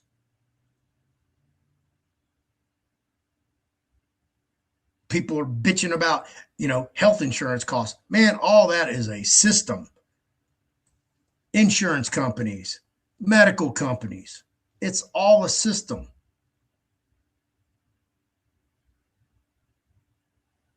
You're not part of it.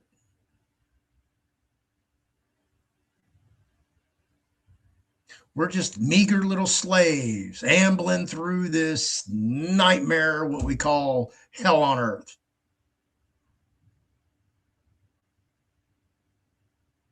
And I'm telling you, folks, I'm getting to the point where I don't want to do videos anymore. It really is a struggle for me to come here and repeat, say the same things, and show you more evidence of what the fuck is going on. And then I get suppressed by all these social medias. I don't know if Alphabet Agency's doing it. I don't know what the fuck is doing it. But I can go to my Telegram and I can watch, boom, I got 3 or 4 new members, but yet my member database, the numbers, it didn't go up. How does that happen? How does that algorithm work? So I know it. I've seen it with my own eyes. That's why I'm not tripping on, how many likes and subscribers I have. Because I've been stuck at 16,500 subscribers for probably a year now. They will not allow me to grow. And I'm okay with that. I have to be. I can't be mad, can't be frustrated, I can't be anxious. I just have to continuously do what I do, even though I don't want to do it, or even though I feel like I'm just wasting my time talking to my laptop, because nobody out there is listening. Nobody out there is hearing me. They just keep meandering about their little old lives. Actually, I had a comment today from one of my classmates. Somebody who really, swear to tell truth, saved my fucking life. Prevented me from dying from alcohol poisoning. Just happened to walk into my parents' house late at night. My parents were probably out dancing and drinking. And I was blue. He says, I didn't know what to do. I just pounded on your stomach and you just exploded with vomit. I don't remember anything. But before we had this election with Kamala and Trump, it was originally Biden and Trump. He was like, go blue. I'm like, block. Really? You want more of this shit? You want more Somalis coming in here, scamming and taking your money out of your fucking pocket and sending it to Somalia, sending it to these terrorist organizations, recreating their community, building it better. But he decided he wanted to come over finally and watch the Fearless Floyd show and make a comment. And he wanted a solution. And I've said it, and I'll say it again. It will take the American people to have a revolution where we all commingle and we all stand up and recreate the union of the states. And we get rid of all these fucking licensed bar attorneys. We start putting people in fucking prisons and jails. We start to see some accountability. And I've told you this 1,000 fucking times and you fucking idiots won't listen. You want to go create a constitutional sheriff that has zero fucking authority. You call yourself a constitutional sheriff, go arrest somebody. Where are you going to put them? Where's your jail? Oh, you don't have a jail. You're just a sheriff. You got some deputies? No. You got badges? No. Got any authority? No. You're just play acting. Look at me, I'm a constitutional sheriff. Blah, blah, blah, blah, blah, blah, blah. We're going to change the world. But yet you got a sovereign citizen flag behind you. Or is your little logo right here.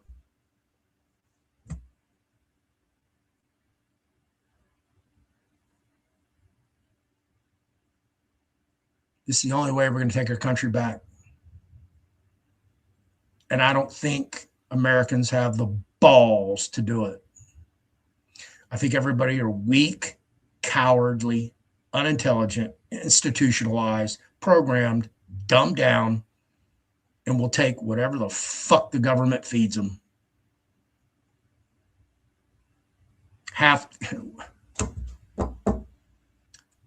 Let's just say there's 330 million people in here in the country. 270 million of you dumbasses went and stood in line and got an experimental shot. 240 million of those, 270 million went back for seconds or thirds or fourths or fifths. So you have to comprehend there's a lot of stupid people. There's a lot of those people who've been affected, who had their family die, their coworkers die, their friends die. People in their community, in their church die from the vaccines, from all that related material. And yet nobody wants to be held accountable. There's no investigation into Johnson & Johnson, Pfizer, Moderna, Dr. Fauci, the CDC. Operation Warp Speed was a total success. It did exactly what it was to accomplish. Get ready for Operation Warp Speed 2, folks. AI and your DNA. When they merge, guess what? Yeah, you see the bigger picture now, don't you? TikTok, social media platform. Guess who just took over TikTok? Larry Ellison of Oracle. What does Larry Ellison want to do? You can go look this up. I've profiled it many times on my show. He wants to create personalized, gene-edited vaccines and medications specifically for your DNA, not mine, not your family's, you. So he needs your DNA to do that. Wow, just imagine if somebody had everybody's DNA and control everything. And to simulate that, they could, what can people do with DNA? Oh, they can create clones. Mm-hmm. You see where this is going? So they can actually create a clone of you and download another conscious into it with a whole nother dogma.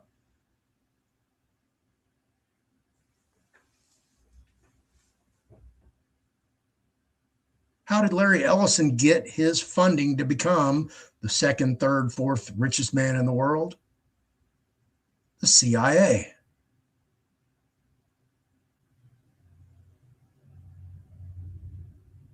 It all goes back to intelligence.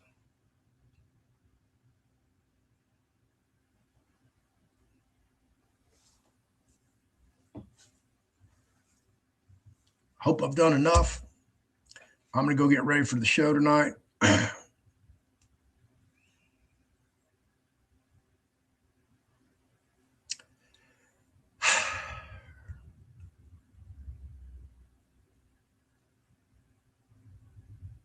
I just don't know what else to tell you folks about what the fuck is really coming. You just say fuck it and go enjoy life and try to get as much joy as you can? Or do you actually want to revolutionize the way we live as a society for your children and your grandchildren?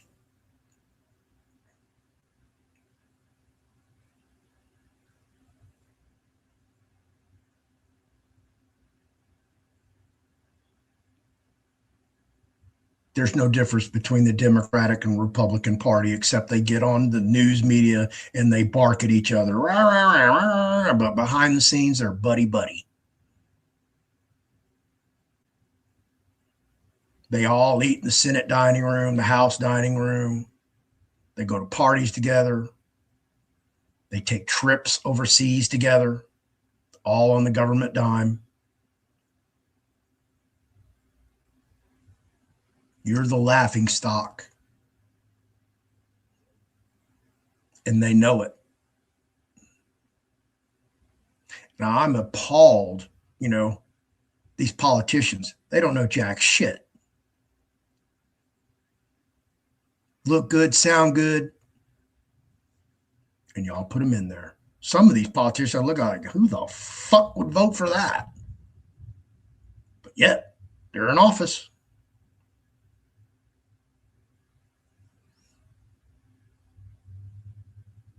I'm going to tell you why this system cannot be stopped. If somebody wanted to stop the system, the first thing they would do is like, hey, let's find out where the fucking money's going. Because everything turns on money, right? Well, let's go do a balanced budget and let's find out where our assets and liabilities are as a country. So we can determine if we can just hey, you know what? Guess what? This year, nobody has to pay taxes because we're just so fucking wealthy from the tariffs. But no, what did we get? We got the Stargate AI project. That was the first executive order. Usher in AI. And then 6 months later in July 2025, we got the fucking plan. We got the Q-tard plan. The one all these Q-tards been telling us to trust. Trust the plan. Trump's taking us there. We're going to Nassar, Jassara. Everybody's going to have a fucking med bed. Everybody's going to be 20 years younger. All your ailments are going to be gone, cured. Oh, yeah, that's what they want. They want more people with snap and physical ability, right? Aren't they trying to depopulate the country, the world? Oh, yeah, I think that's their agenda. It's not to make you healthier and smarter and younger, so you'll last longer, because they don't want people that know the real true history, that grew up watching Palestinians throw rocks at fucking the Israeli Defense Force like I did as a kid. That's how long that shit's been going on. They finally got their way. Genocide. Completely eradicating a culture, a race of people, a country. And our government supports it, backs it, funds it.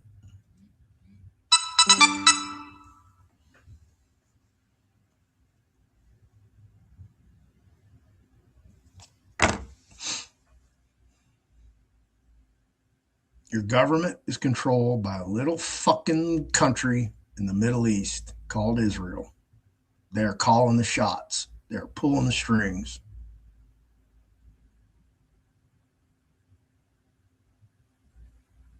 Your board of directors called the United States Congress. Sold out, folks. They will sell out to the highest contributor. Who's Trump supporting? All the big donors. You heard it from his head cheerleader. Not the people, not the voiceless, not the depraved, not the homeless, not the drug addicted. We got a drug problem. Where's the main drug problem been coming from for decades? Decades. Mexico. Everything coming in through Mexico. But yet, Mexico's not even on the horizon. We got to go to the Middle East. We're going to send all our naval armaments over there to the Middle East to bomb Iran because that's what Israel wants. May even go over and bomb Iraq. I'm sure that's exactly what you voted for, right? You voted for more war, more destruction, more genocide. I know I can't vote. They stripped me of that right.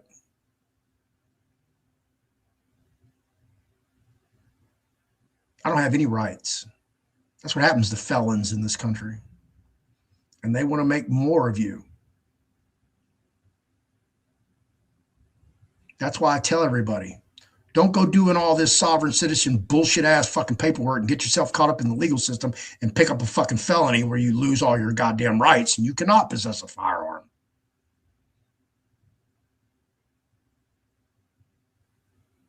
Because that's exactly what they want.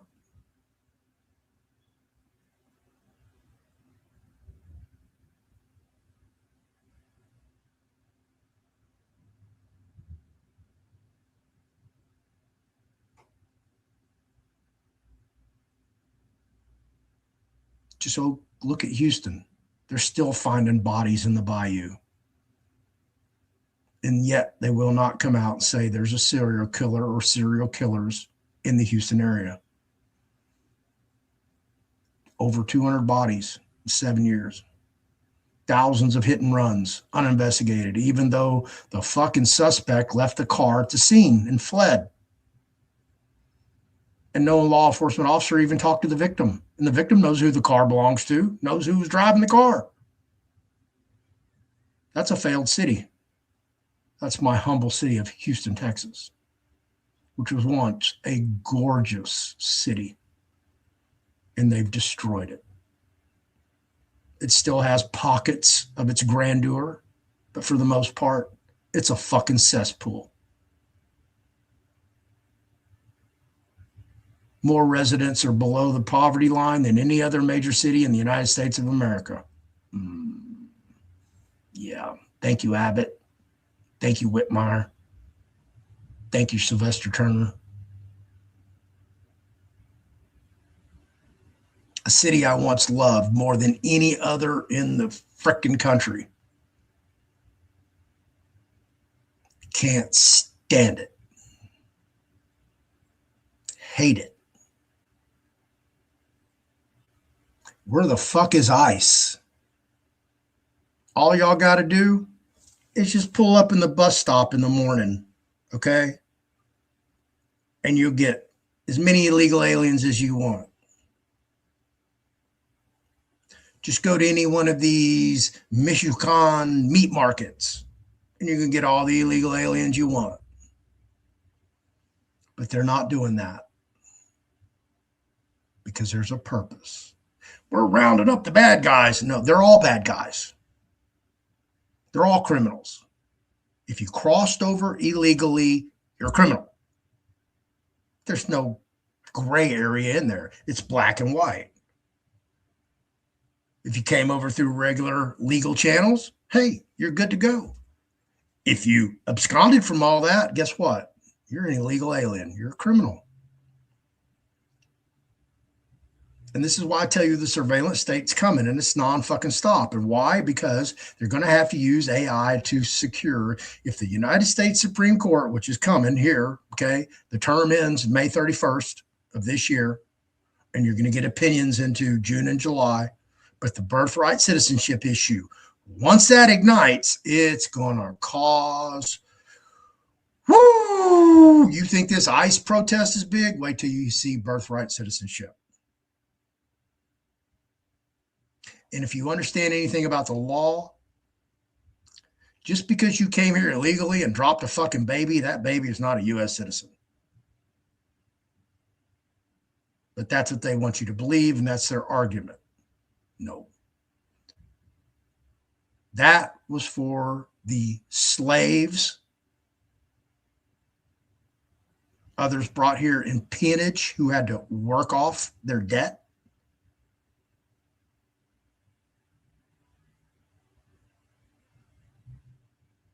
That's what that applies to. It doesn't apply to people coming over here illegally and just dropping babies and like, okay, you're a U.S. citizen. So they're going to have to go back through the databases of all the health and human services or whatever it is in your locale, in the county recorder, and have the AI search and just go down the genealogy. Who's the parents? Where's their birth certificate showing that they're a United States citizen? Oh, they don't have one. Bam, target. Now we got to go find them. AI is going to go find them. Facial recognition, geolocation, smart devices, IRS, all these databases.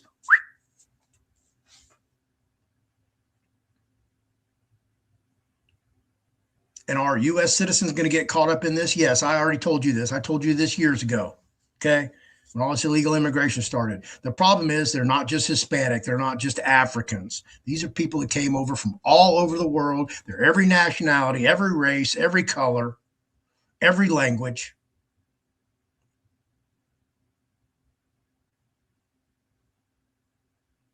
To the point where I can go to a sporting event where it's predominantly Hispanic and I can't tell you who's an illegal alien, who was born from an illegal alien, and who's been here for generations. Because they look the same. So how am I going to differentiate that? I got to use AI. Get the bigger picture?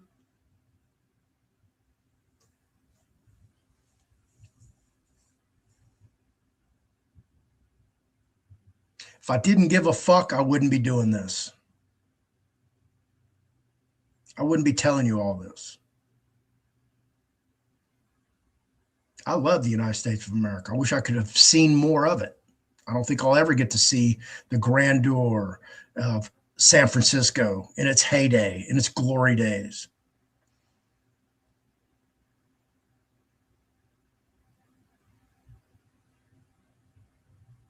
Some of these cities like New York, Portland, Seattle, that were once the jewels of America, are nothing but cesspools of depravity, drug addiction, homelessness, crime.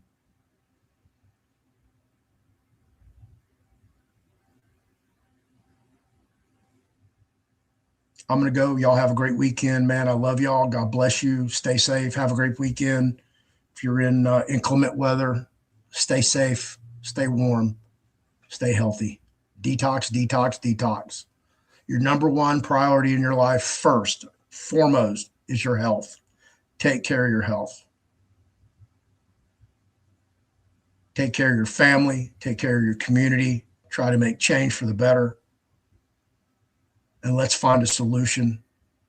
And for all of you knuckleheads out there who refuse to put down your little shields of your sovereign citizenship with your little civil peace flags, please throw all that shit in the trash. Come over. Let's join and let's recreate a new union of states. And I don't know what we're going to call it. I don't know what we're going to use. I don't know anything. Okay. I know it must be done. And there are going to be political prisoners. There are going to be sacrifices.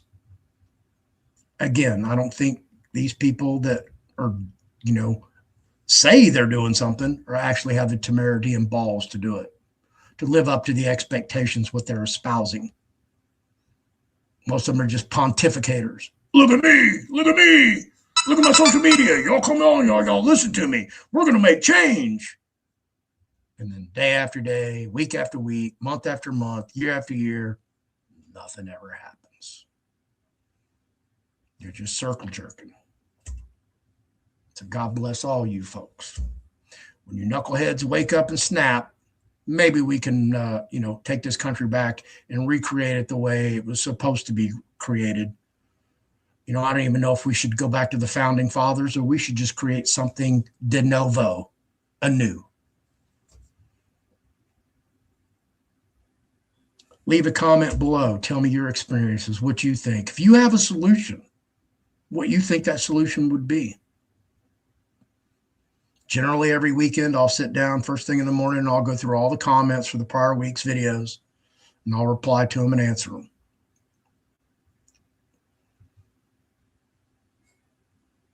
This is where we're at as a society, folks. I hate to be the one to break the news to you, but I'm the one that's always out there popping these goddamn hopium bubbles that these fucking assholes keep putting out there and stringing people along for years. Some of them, you've tied up your money in these investments, you've lost your ass, or that money has not worked for you. It's laid there stagnant. I'm guilty of it. I apologize. But I'm trying to make a difference. I'm trying to change all that. I need to make my money work for me, not the other way around. So we all need to work together and harmonize and figure out a solution to survive this monstrosity that's coming. I don't think people realize it. And listen, okay, as much as we have faith in God and what this book says and tells us, I think we're far beyond God reaching down to help humanity. We have to save ourselves. We have to be the leader, the king, the queen. We have to take responsibility for ourselves, for our family, for our community. And don't rely on some corporation, some municipality to do it for you. This is the problem. They pulled everybody into these cities and now you're all tied in and it's really hard to get away from the cities because that's where your job is. That's where your kids go to school. You know what? If your kids going to school, their happiness is affecting how you live in your future, you need to rethink things.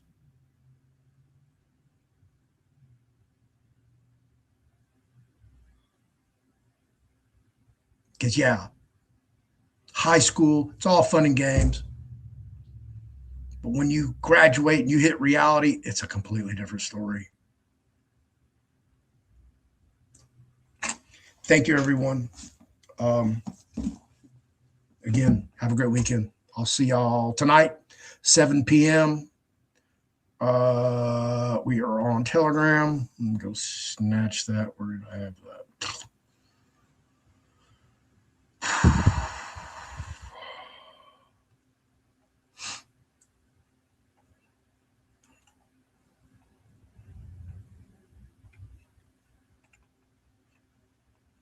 This is the link to the Telegram. If y'all want to join it, it's over here in the comments.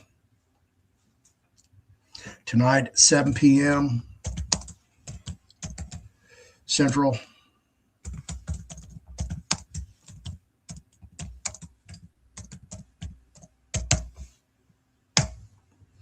For those of you who want a book and LeFlore's on trust for an ounce of silver, I'm still good with that. I don't care what silver does. I don't care what the spot price is.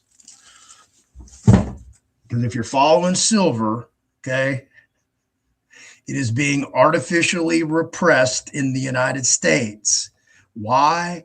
All the silver certificates, that paper silver, not real physical silver, the paper silver. Because just go look what the Shanghai Exchange is doing with their silver. They're still at like $1.20, $1.30.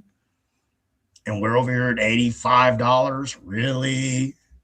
So I could literally sell my silver to somebody in China at that profit.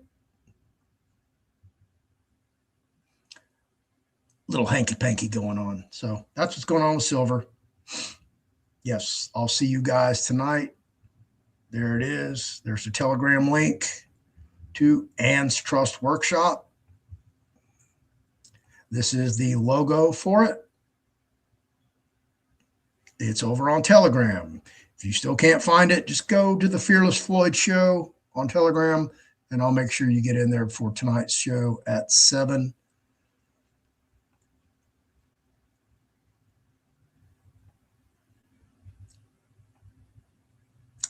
Your digital DNA, folks, how it's all connected. And proof that I'm muy loco. But we already knew that, didn't we?